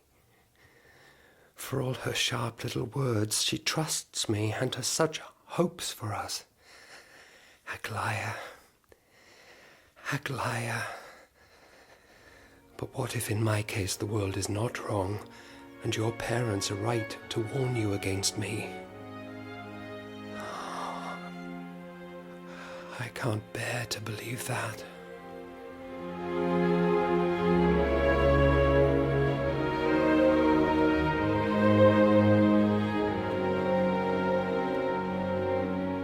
That was episode 3 of The Idiot by Dostoevsky, dramatised for radio by Melissa Murray.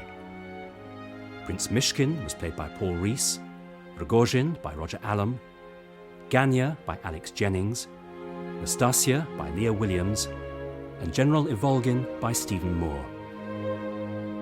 Lebedev was played by Gerard McDermott, Mrs. Yepanchin by Paula Jacobs, Aglaya by Tracy-Ann Oberman, Kolya by Karl Prekopp, Varya by Jemma Churchill, and The Man by Jonathan Keeble.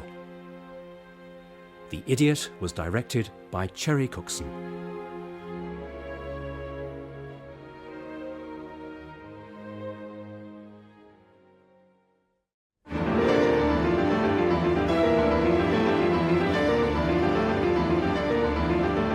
The Idiot by Dostoevsky, dramatised for radio in 4 episodes by Melissa Murray, with Paul Rhys as Prince Myshkin, Alex Jennings as Ganya, Roger Allam as Rogozhin, Lia Williams as Nastasia, David Swift as General Yepanchin, and Paula Jacobs as Mrs. Yepanchin.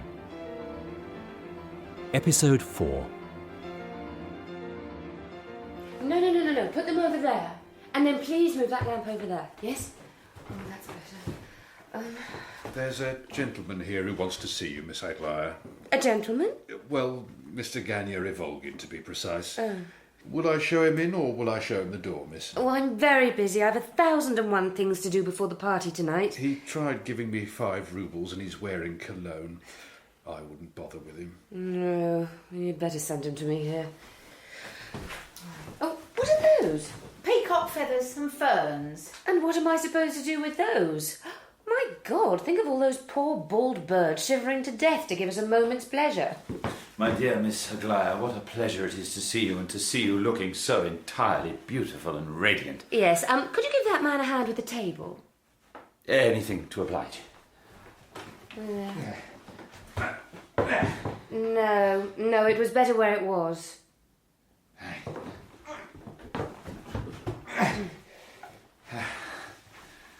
I felt I had to see you. I had to come and see you. Why? We are old friends. Once perhaps we were more than friends, but let's not talk of that. Yes, let's not. Assuming you have any delicacy of feeling, it would be extremely embarrassing for both of us. Aglaya. Oh, heavens. I haven't asked you about your poor father. How is he? How is your mother? What do the doctors say? They can be the greatest fools in the world. And how is your brother? Oh, you must send Kolya my thoughts. He and I have sometimes irritated one another, but poor boy, to have been there with his father when he took ill. The prince told us all about it. My father is progressing satisfactorily. And for it to have happened in the street. In the street, in public, surrounded by a crowd of idle fools. I hope the prince omitted no detail. Why do you speak to me in that tone? What tone might that be, Miss Aglaya? Perhaps I do not relish discussing my family affairs in front of your servants. Oh, I'm sorry. That was thoughtless of me. You are having a party, I see. Well, my mother is anxious to introduce the prince to all our friends. Do I take it then that matters are finalised between you and the prince? What on earth do you mean? Am I to congratulate you? Am I to wish you joy and happiness? Might I even expect an invitation to the happy event? On such an occasion, all sorts are invited. It need not be such an exclusive event as tonight clearly is. Has anyone ever told you that you have the most unpleasant manner? You have done me that honour on 4 previous occasions. Why have you come here? Do you wish to quarrel with me? Are you engaged to the prince? Are you? How dare you ask me questions like that? I understand. No, you don't understand anything. Oh, thank you. I won't get angry with you. I won't. Although you would provoke an archangel. Ganya, can't we talk like 2 civilised people? I will say something nice to you. And something truthful. For all your abrasive manner, I believe you to be, fundamentally, a good man. Perhaps.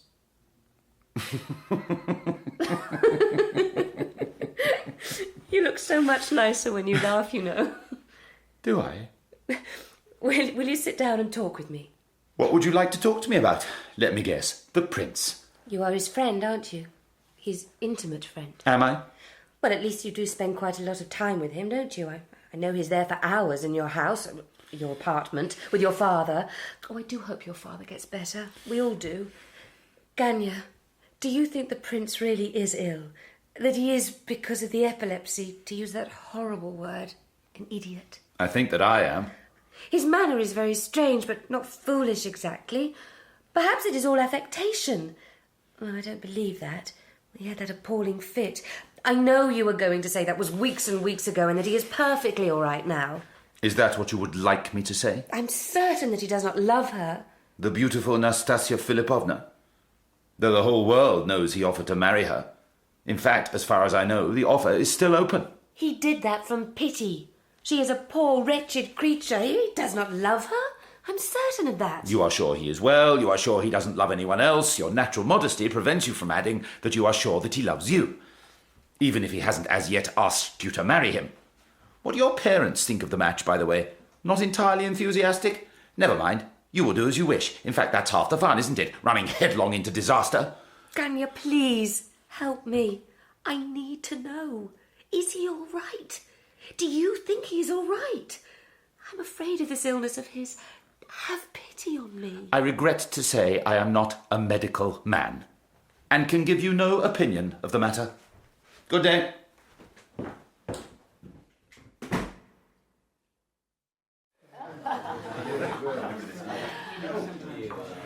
You look very well. Thank you. What a lot of people. You'll manage. I know you will. This will be a night we will always remember. Yes. Mama. So, you're the young man we're all here to meet.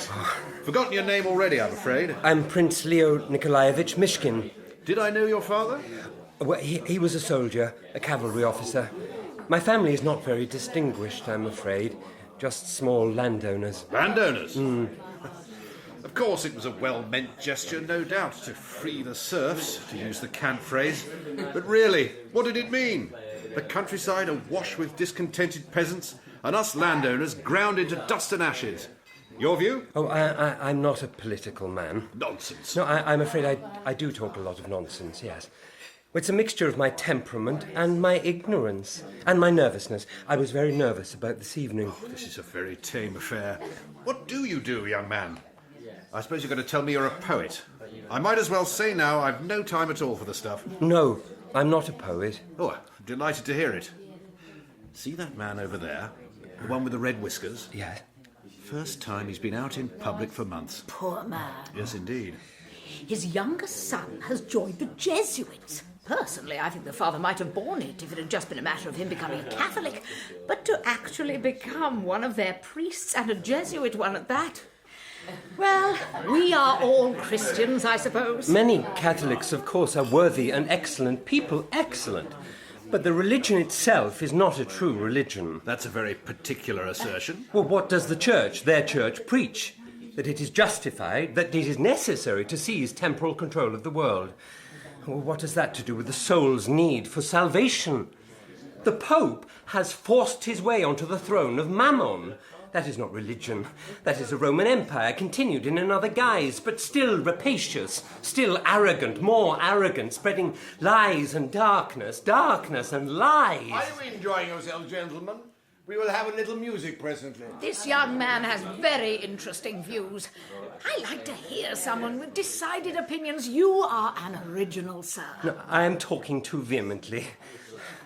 General Yepanchin, I'm so sorry. And on matters of theology, I'm afraid I must confess I am woefully ignorant. It's not a matter of theology, not at all a matter of theology. It is not. Perhaps we had better drop the subject. Perhaps you and I might find a quiet corner, Prince. Well, you are a father. What greater torment could a father suffer than to see his son ally himself with the forces of spiritual slavery? No, I pity him with all my heart. Where is he? I must go. He is over there, a little distance from your young cousin. She is looking at you with anxious eyes. Is he drunk? No, I'm not drunk. A little overwhelmed by the company, the heat, the noise. I hope we are all enjoying ourselves. It's the oddest thing that when anyone speaks in a heartfelt way in this country, the first question to be asked is, are you drunk? Well, it is true that I rarely drink. My health does not allow me to drink. But Christ, I feel, loves those that seek intoxication. He loves them for their hunger, for their desperation, for their striving for oblivion. He sees in them a willingness to put aside pride, yes, even dignity, to give themselves over to exaltation, however misplaced that exaltation is. Is he talking about Catholics still? General! You're talking a little loudly. People are staring. Can't you do something? What can I do? Frog march him out of the room? I knew this evening would be a disaster. I knew. No. Blessed are those that hunger. Blessed are those that thirst. Blessed. Blessed. Tell me, is there a difference between an intoxication of the senses and an intoxication of the soul? For God's sake, control yourself! Is he saying that Christ was a drunk? We are one creature, body and spirit. We cannot be separated. No one is trying to separate you. Please, Prince. In the end, there is only the exaltation, the power of God, pushing into the clay to make it live, to make it human. He raises us up. He raises us up. He raises us up. Oh, my God! What is happening?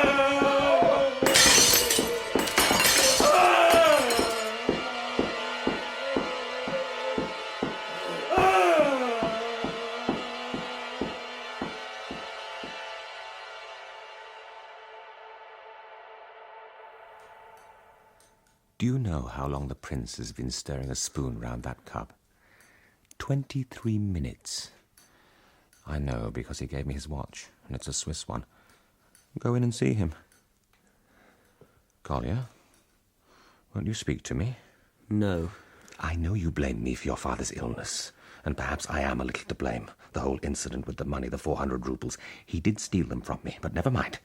I should have borne the loss without a word. I should not have confronted him. You think that brought on the stroke? Oh. Do other people think that? Do they? Prince. Can one really be unhappy? What do my grief and unhappiness matter? Even the most wretched man can find joy in this world. On the way to his execution, a man might pass a tree and see sharply, clearly, for the first time, that natural life is perfect because of its very imperfections. In the first place, it wasn't that bad a fit. And in the second place, I thought those Chinese vases very ugly. You only broke one of them, and there's no need to make a fuss. You look well, so don't mope. How's your father? Ganya sat with him last night. This morning when I came in, they were both asleep. Ganya's hand resting on my father's arm. I forgave him everything. Once a week or so, I have to forgive him everything. It used to confuse me when a good man behaved badly. But it's even worse when a bad man behaves well. I have a message for you. It's from Miss Aglaya. Yes? I don't want to upset you. For some reason, you look very young today. Younger than me. I have lines on my forehead. Look at them. How old are you again? 27. Can I have the note? She didn't have time to write anything. I called to the house and she took me off into a corner. How is she? I don't know. Fine, I suppose. She said to say to you that you must stay in today. You must stay in, and on no account must you leave this house. She was very definite. And did she say why? No, I didn't ask her. I could tell she meant it, though. She said it more than once. You are to stay at home all day until at least 9 o'clock this evening. It might have been 7, but stick with 9 to be on the safe side. She's angry with me. She is ashamed of me. I made myself look a fool in front of all those people, and of course that reflects on her. I wouldn't worry about what she thinks. I promised on my honour to give the message. I've done that, and now I'll give you my opinion of the message. Is it a harsh opinion? One of her sisters was teasing her about you. She, Miss Aglaya, flushed. In fact, she turned bright red and said, "I have never given him any promise. I do not regard him as my fiancé. The very idea is as ridiculous as he is. I have to say, Mrs. Yepanchin turned on her in a moment. Not that she's the least bit keen on you marrying her daughter, but she does like you. She does.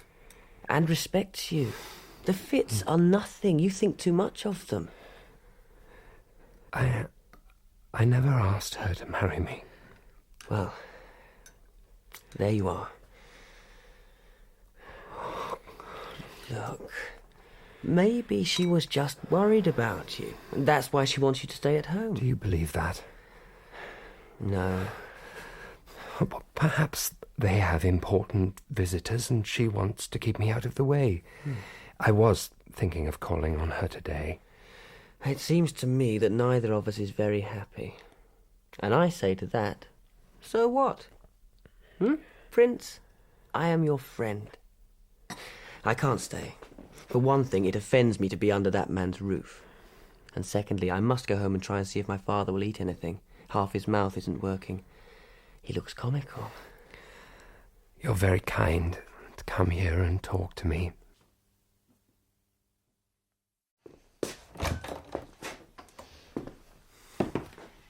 Will you come and take a walk in the garden, dear Prince?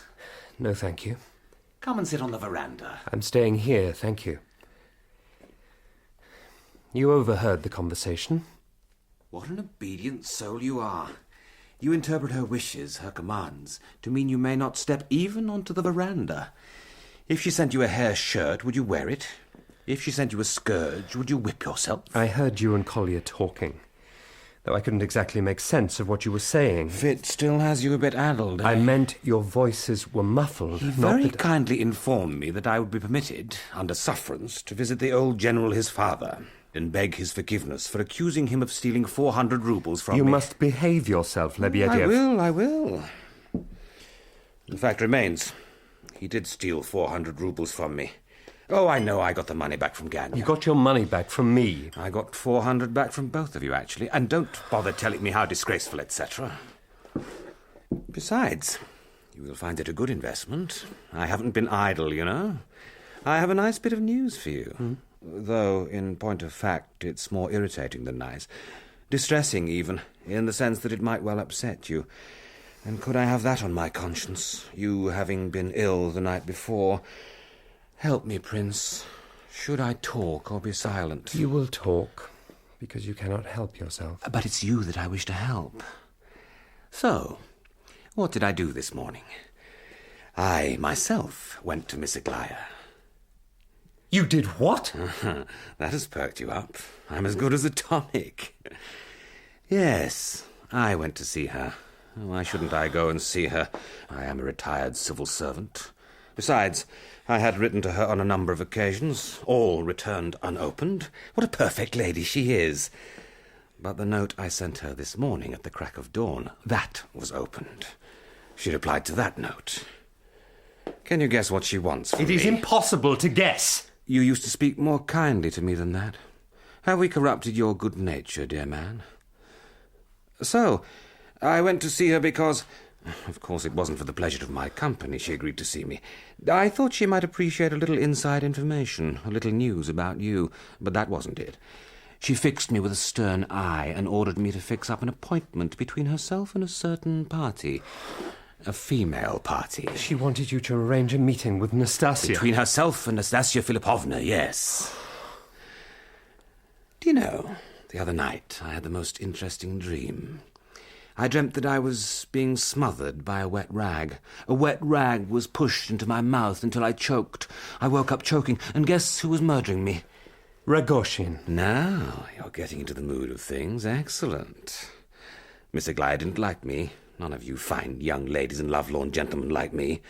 I asked her in the most pleasant way if she'd decided once and for all to dump Ganya. Did you know she saw him the afternoon of the party? What a funny colour you've gone. Jealous? Oh, where was I? Oh, yes, asking her about Ganya. Miss Aglaya, I said, have you decided to have done with him forever, meaning Ganya? Have you, in short, decided to run after Miss Nastasia and pick up her leavings, meaning you, Prince? For a good 3 minutes she was absolutely silent. I was afraid she might have misunderstood me. But she understood me. She nearly hit me. Did you arrange the meeting? Indeed I did. How are they to meet? The where and the when are easy. This very afternoon, Miss Aglaya is to meet Miss Nastasya by the bandstand in the gardens, parasols at 20 paces. No, it's all too serious to make jokes about, isn't it? And that, by the way, is the explanation of why Miss Aglaya instructed you to stay indoors today. She doesn't want you taking a walk in the park at the wrong moment. She doesn't want you blundering about and upsetting her plans. And what are her plans? We have the where and when, but the why? The why? Ah, that's a less decipherable matter. Why does she want to meet Nastasia? She doesn't know what she's doing. Unlike the rest of us, eh? No. What you need is someone on the spot to lurk in a bush and spy on the ladies and give you a full report back. And who is singularly equipped to undertake that odious task? Me, of course. I will do it. Yes. I'm leaving this house. Kolya will come and collect my things tomorrow or the next day. Do not follow me. Do not go into the park this afternoon. Have I offended you in some way?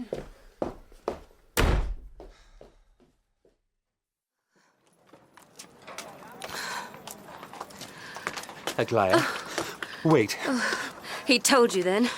Yes. Of course he swore he wouldn't. So, are you coming with me? You're strong enough to bear this? I'm well today.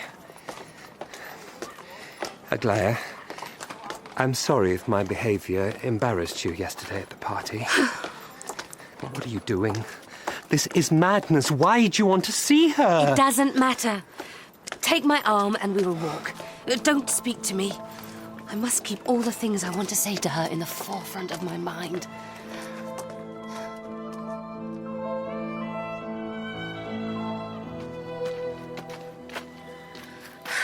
She's over there, by the lake. Yes, I see her.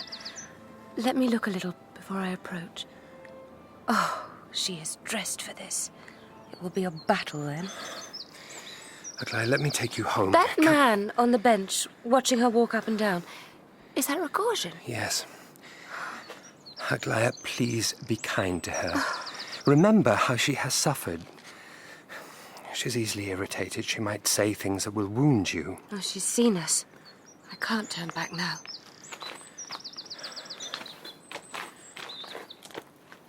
Come over here, Prince, and sit beside me. We're not centre stage here. We are to be onlookers and umpires. Sit down, sit down. You needn't glance about you like that. I am sober and peaceful. Sit down. And you needn't worry about that lousy cockroach Lebedev. I sent him a warning.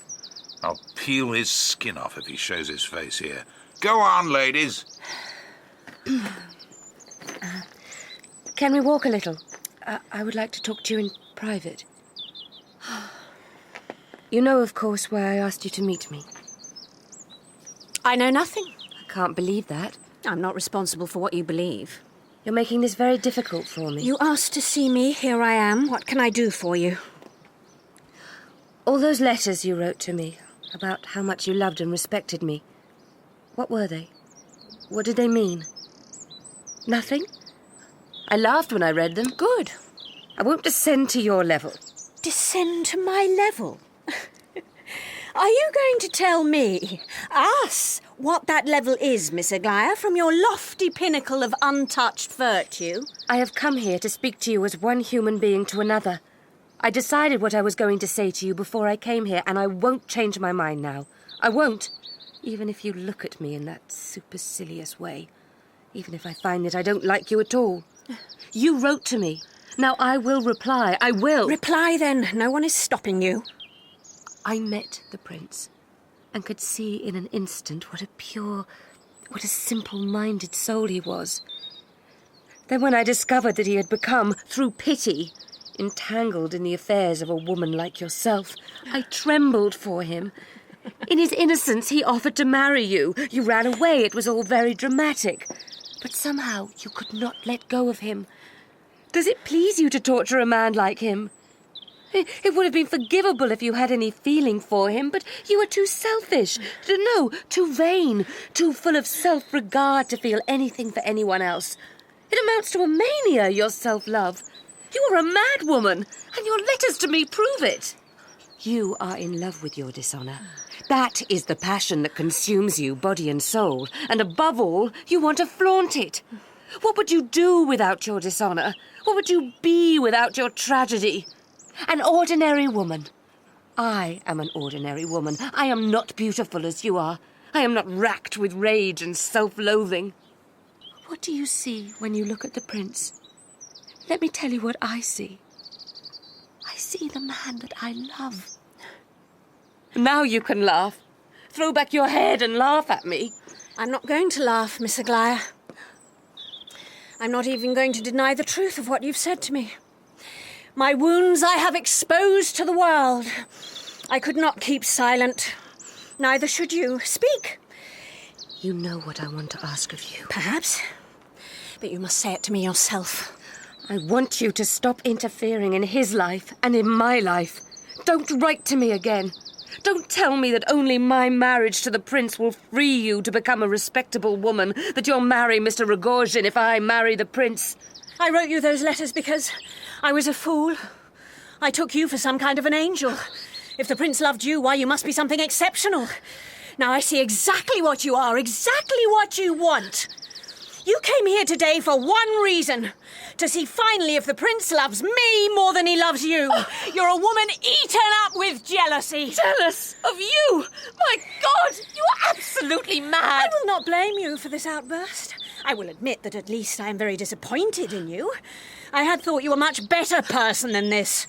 It is strange, but I even thought you were prettier than I see you are today. Oh, a palpable hit that, eh? First real blood to my girl. But remember this.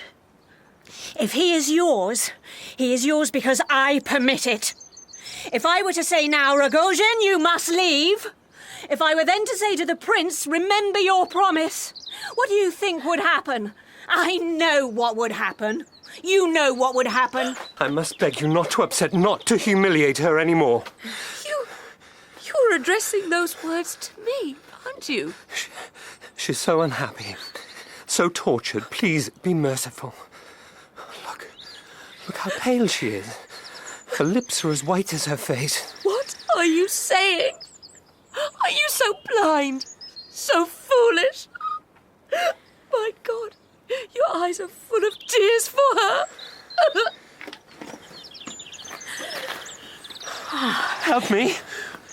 Nastasia is going to faint. Go after her. You must go after her. What is he doing? He wants to cool your forehead. He's wetting his handkerchief from the lake. I used to have terrible headaches when I was a boy. I spent hours in the dark with wet rags over my forehead and face. There. She is gone. You have driven her from the field, yes. Why are you holding her hand, Prince? Because I won't let him go. I won't. I will hold on to him with all my weak strength. But I will let you go. You I will dismiss. Go away, Rogozhin. Your time is done. Go! I'll go now. But I am not easily defeated. Not for long. You will see me again. Of that you may be sure.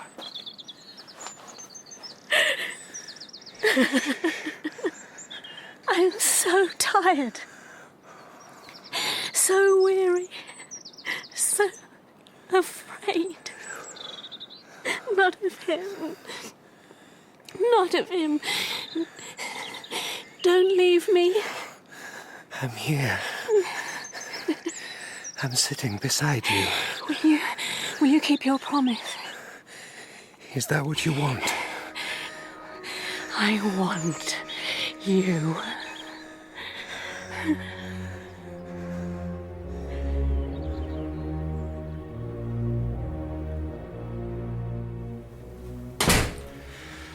I'm sorry, sir. The answer's the same. What answer is that? Same answer as it was yesterday and the day before. They won't see you, sir. Not Mrs. Yepanchin on her own, nor the General, nor any of the young misses. I've been asked to say, sir, they would be obliged if you'd stop calling to the house every day. It does no good. It makes them feel that bit besieged. Are they well? Well, it's not my place to comment on their health or happiness, but if you want my opinion... Oh, I do. I'm very worried about Miss Aglaya. I think she has entirely misunderstood the situation. Not that I blame her. I think that I have handled matters very poorly. I know I have. The thought that I've wounded her is a torment to me. Is it true that you've agreed to marry that other one? Yes. You'd better go, sir, hadn't you? I say that as kindly as I can. Thank you. I'll be off then. Goodbye, sir. I'll call again tomorrow. Yes, I've no doubt you will, sir. Thought I heard voices in the hallway. You're like a ghost, Prince.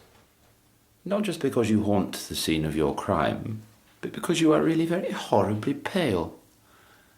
You need a nice steak. Come on.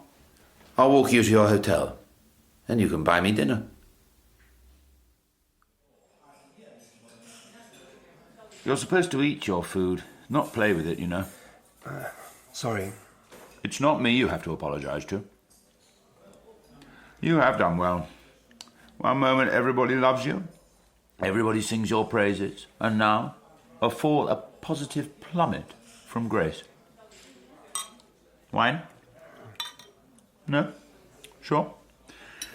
Well, I won't let it go to waste. Have you seen Aglaya? We'll talk about her later. I was very glad to hear that you have moved out of that man's house. Lebedev's. What a piece of poison he is. And hand in glove with Rogozhin. I could never understand how a man like you put up with him. Have you heard much from Rogozhin, by the way? I imagine he's a bit peeved at the moment. It's provocative, surely, to drive round the city in an open-topped carriage for all to see you. You and Nastasia cuddled up together. Nastasia likes carriages. She likes the fresh air. Yeah, I bet she does. Are you really going to marry her? Of course I am. There's no of course about it. I must marry her. I must. I think I hoped for a while that she and Rogozhin could comfort one another. Comfort one another? She suffers from an anguish that cannot be assuaged. Hardly a reason for marrying her, that. Sometimes I can hardly bear to look at her. Even to look at her seems a violation. I'm afraid of her. No, that's not right. You should be more simple-minded about your love affairs. All this high-flown sentiment is rather aggravating. You've dumped one girl and taken up with another. That's it. Tell the truth. It's Rogozhin you're afraid of rather than poor Nastasia. I'm afraid... Yes? I think that Nastasia is... mad. Mad? What? Actually mad? She is... I cannot put into words what she is. You love her? With all my soul. But what about the lovely Aglaya? Don't you love her? With all my heart. You have made an absolute mess of things. All of us suffer for your elevated notions. Let me tell you something. They are both real women, not disembodied spirits or representations of the divine. You are a schoolboy. Perhaps I am. Even Kolya will be ashamed to talk such nonsense. Oh, how is he? I wonder if Aglaya isn't a little crazed herself.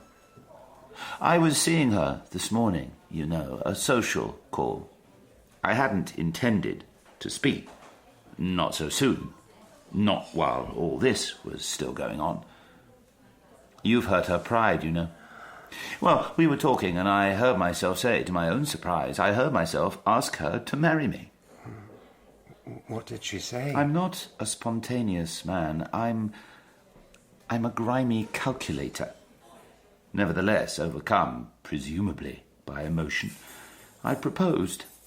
She got up and went over to the mantelpiece and lit a candle. She said she wanted me to hold my hand in the flame to prove how much I loved her. What a thing to ask me! One wants me to burn my money, the other to burn myself. And did you? Did you put your hand in the flame? There are no bandages on my hand, are there? But you see how your nonsensical way of carrying on has infected her. Let's change the subject. You asked about Kolya. Yes. He refuses to leave our house at the moment. God, it's taking a long time for that old man to die. Weeks and weeks. By the time it comes, it will be a relief to everyone, him included. When I go, I hope I just get struck down by something. Here and gone in an instant. What do you think, Prince? What? Can I order another bottle of wine? I'm asking because you're paying.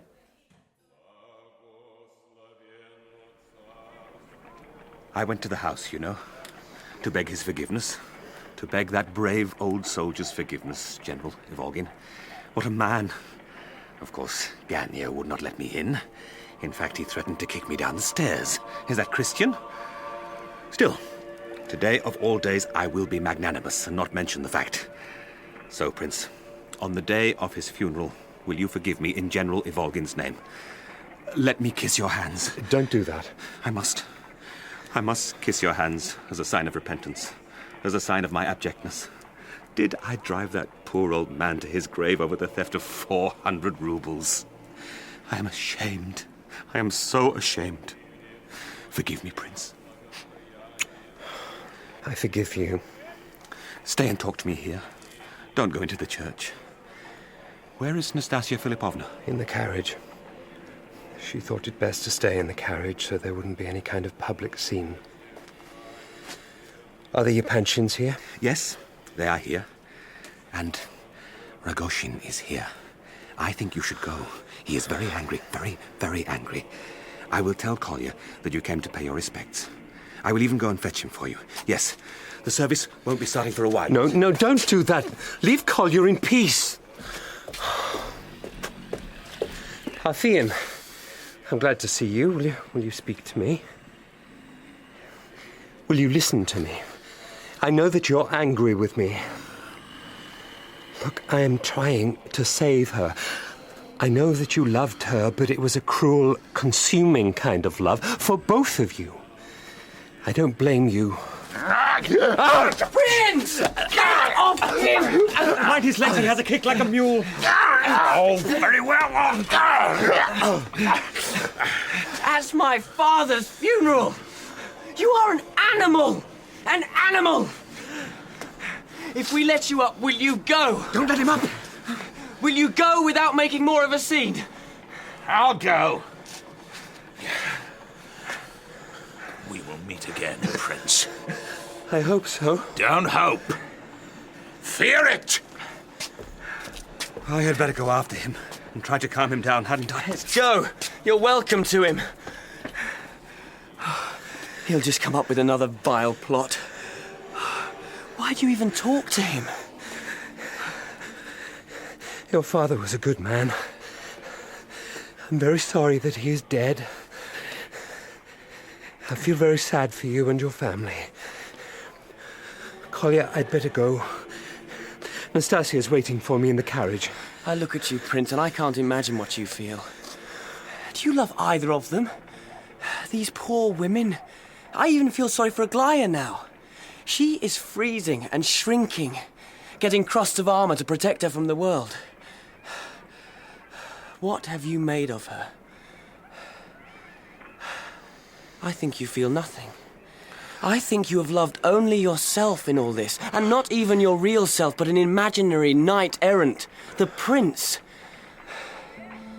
When is the wedding to be? Soon. We need an end to this story.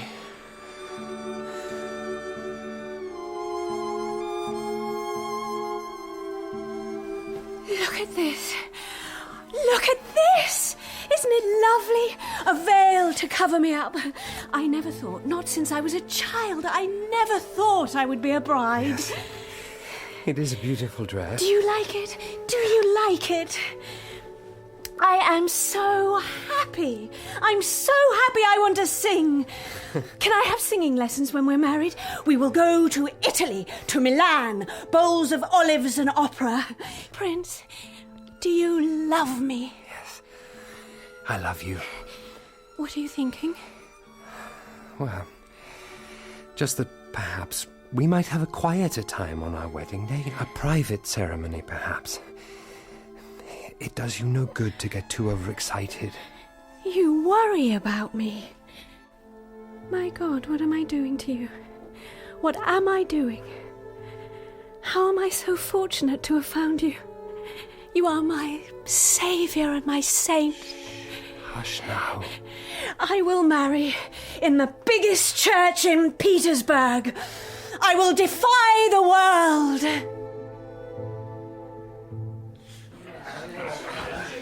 Which one of them is she marrying? The white-faced one. Poor sod looks terrified. Come on, Prince. We'll have to push through. Come on.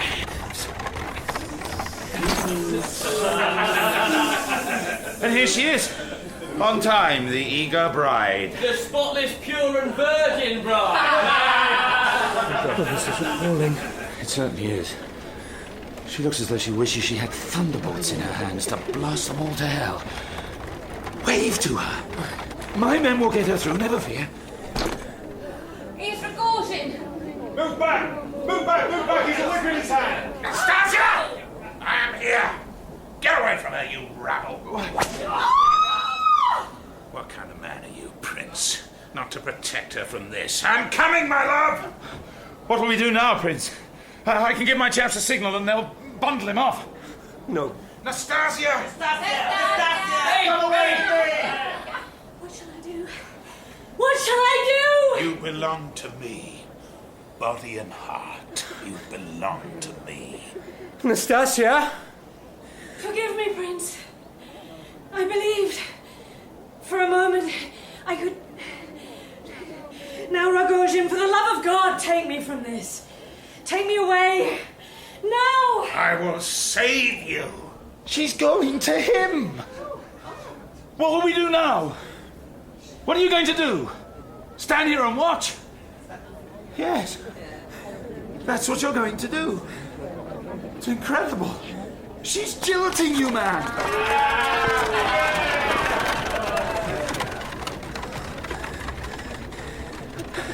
I'd better go back to my hotel. I'm very tired. I had better go back to my hotel. I'm very tired. Can you imagine? That's exactly what he said. I didn't think it was right to do that, to leave him on his own, so I brought him here. He was calmness itself. He might have expected it to happen. Maybe he hoped it would. One painful wrench, a bit of public humiliation, and then he's off the hook. Do you think Aglaya would have him back? No. I won't stand a chance. I'll have to find other fish to fry. I don't stand a chance with Aglaya, do I? We'd better go in and sit with him. I can't stay long. When did you sneak in? I don't know why you bother whispering in the corridor. We could hear every word you were saying. Feeling better? I'm perfectly well. And do you want me to find out if they're still in the city? I could go and ask at the train station. I'll do that. There's no point in staying here. Someone should get him to rest. Why don't you take a rest, Prince? If you're going round to see the Yepanchins, I may as well tell you that they've left town. Left town? Yes. Damn. I'll be back later. Keep an eye on him. I warned you from the outset about that woman.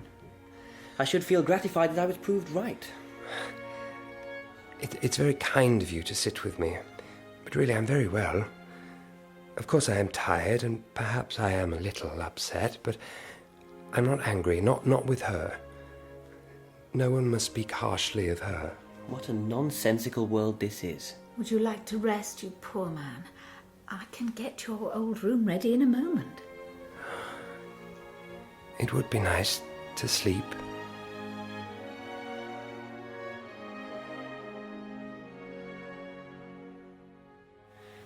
I keep trying to steel my heart against him. I say to myself, it is inexcusable to be that trusting, that innocent. And not only is it inexcusable, it is downright dangerous. What has he achieved since he came back to Russia? Did you see the way he sat there so quietly and patiently, not in the least agitated? I don't know what to do, fall at his feet or slap him, slap some sense into him. And over women of all things. Do you think all this will break his heart? Quiet. What's the matter? What? What did you hear? Knock on his door. Prince? Prince?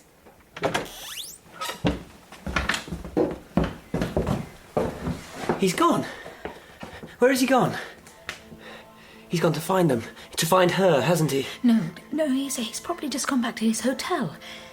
Let's not always assume the worst.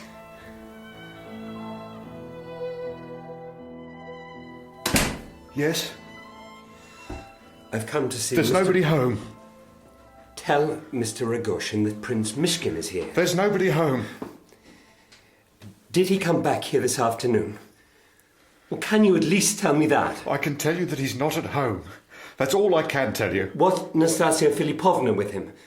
Was there a woman with him? I'm only allowed to say the one sentence, sir. You can ask what you like, you'll get the same reply. You can ask me the way to Siberia or the price of apples in Naples, and I'll say only the one thing. Why? There's nobody home. I'm going upstairs. Will you stop me? Just nod or shake your head. Don't say your sentence again.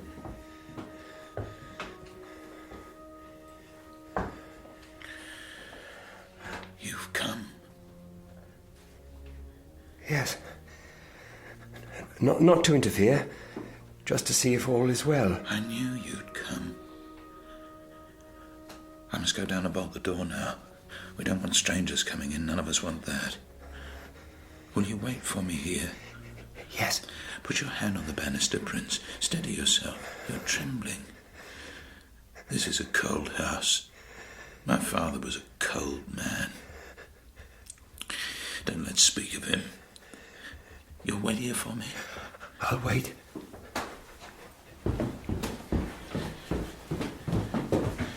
You can leave now. Thank you, sir. Thank you. Get out of my house.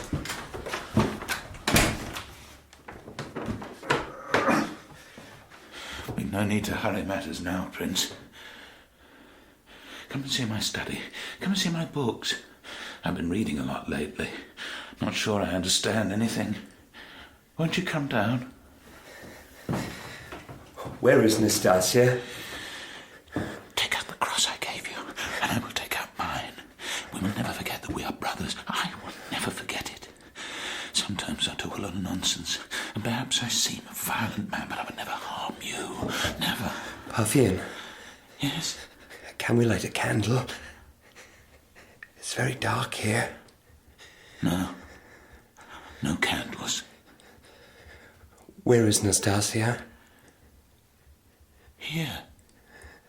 You know she is here. Well, I don't wish to disturb her if she's asleep. You won't disturb her.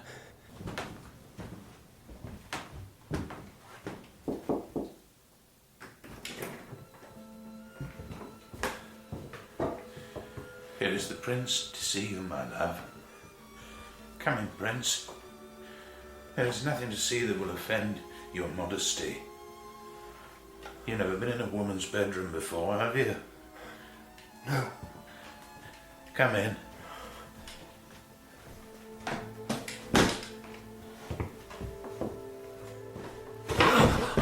I'm sorry. I'm sorry. No harm done. She's nicely wrapped up. Oh, I seem to have missed her left foot.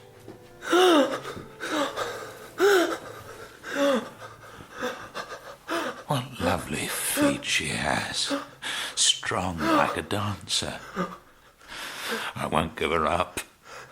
But I must think practically. Luckily, there's a lot of disinfectant in the house. I poured it all around the room. That's my greatest fear.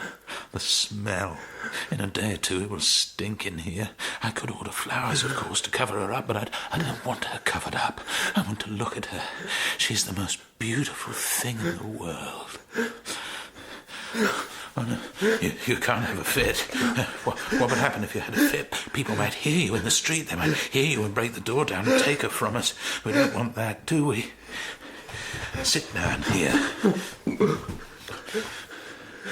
I'll make us up a couple of beds next to one another, like soldiers.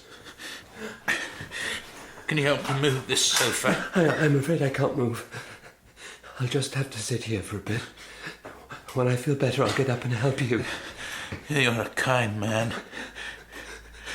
Did you intend this? When you took her from me on our wedding day, is this what you intended to do? I don't know. It's not a matter of intentions. The knife was in my pocket all along, if that's what you mean. Will I bring you a rug? No, thank you. The good thing was that it was so sharp. The knife, it just went in. And you know, there was hardly any blood. A teaspoonful or two. I must have hit her right through the heart. Merciful, that, for everyone. Would you like to play cards? We could play cards for a while. We used to play cards. I'm not sure that I will be able to sleep just yet. I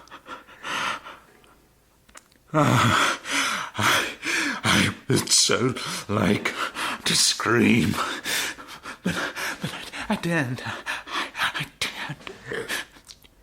Did you hear a noise, Prince? Prince, you have to speak to me. Would you like me to stroke your head? I have cologne here on my handkerchief. Smell that. Disinfectant is a bit nasty, isn't it? I'm stroking your head now. That's my hand on your head. Don't worry. I'm here, and Nastasia's here. When the dawn comes, the room will have light in it, and we will see again how lovely, how precious she is. Do you think, Prince, that the dawn will come? Do you have faith in that?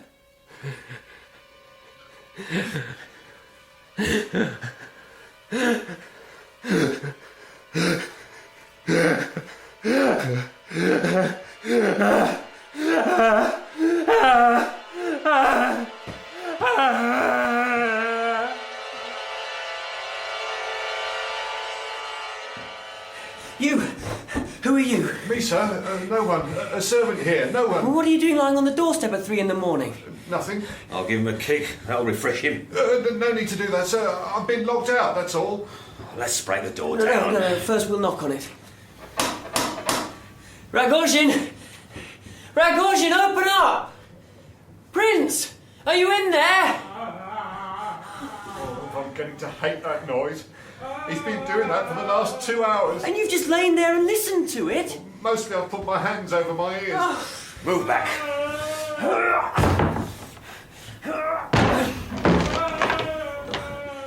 What kind of a scream is that? The prince is an epileptic. But can't you break the door down any quicker?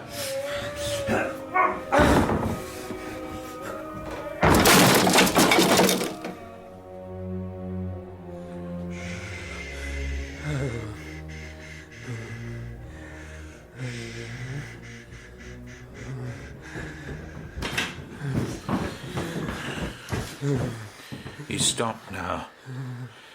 I keep thinking it's over, and then he starts again. He was making a terrible noise. I tried to stifle it a bit, you know, with a cushion, but then he couldn't breathe. That's better. A little light. You're Rogozhin, I assume. It's me, Kolya. Can you open your eyes, Prince?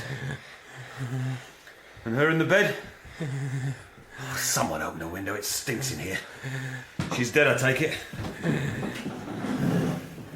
I've seen her go past in her carriage many a time. What a waste. So, which one of you is responsible? It was me. Keep the boy away from her. Oh, my God. Knife wound. Nice and neat. Right. Get up, Rogozhin. I can't leave her. I can't leave him. He's ill. Prince, can you hear me? Turn your head and look at me. I have your hand in mine. Can you squeeze it? Prince! For God's sake, rouse yourself! So what was his involvement in all this? He had none. Prince! I can't get through to him. What will happen now?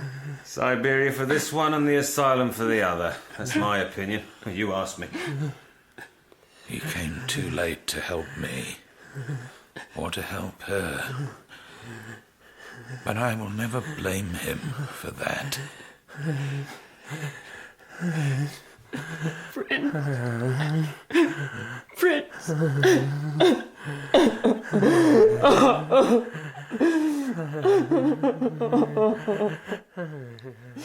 I could bear the fits. I could bear with them very easily. It's just that I am afraid that one day I will not get back into my body. Not properly. It's like having a great fire in one's mind, or in one's brain, rather. I am afraid that one day there will be such a conflagration that I will be swept away, burnt down to nothing. I will be left just sitting in the ashes, an idiot, without reprieve and without hope. That is my fear.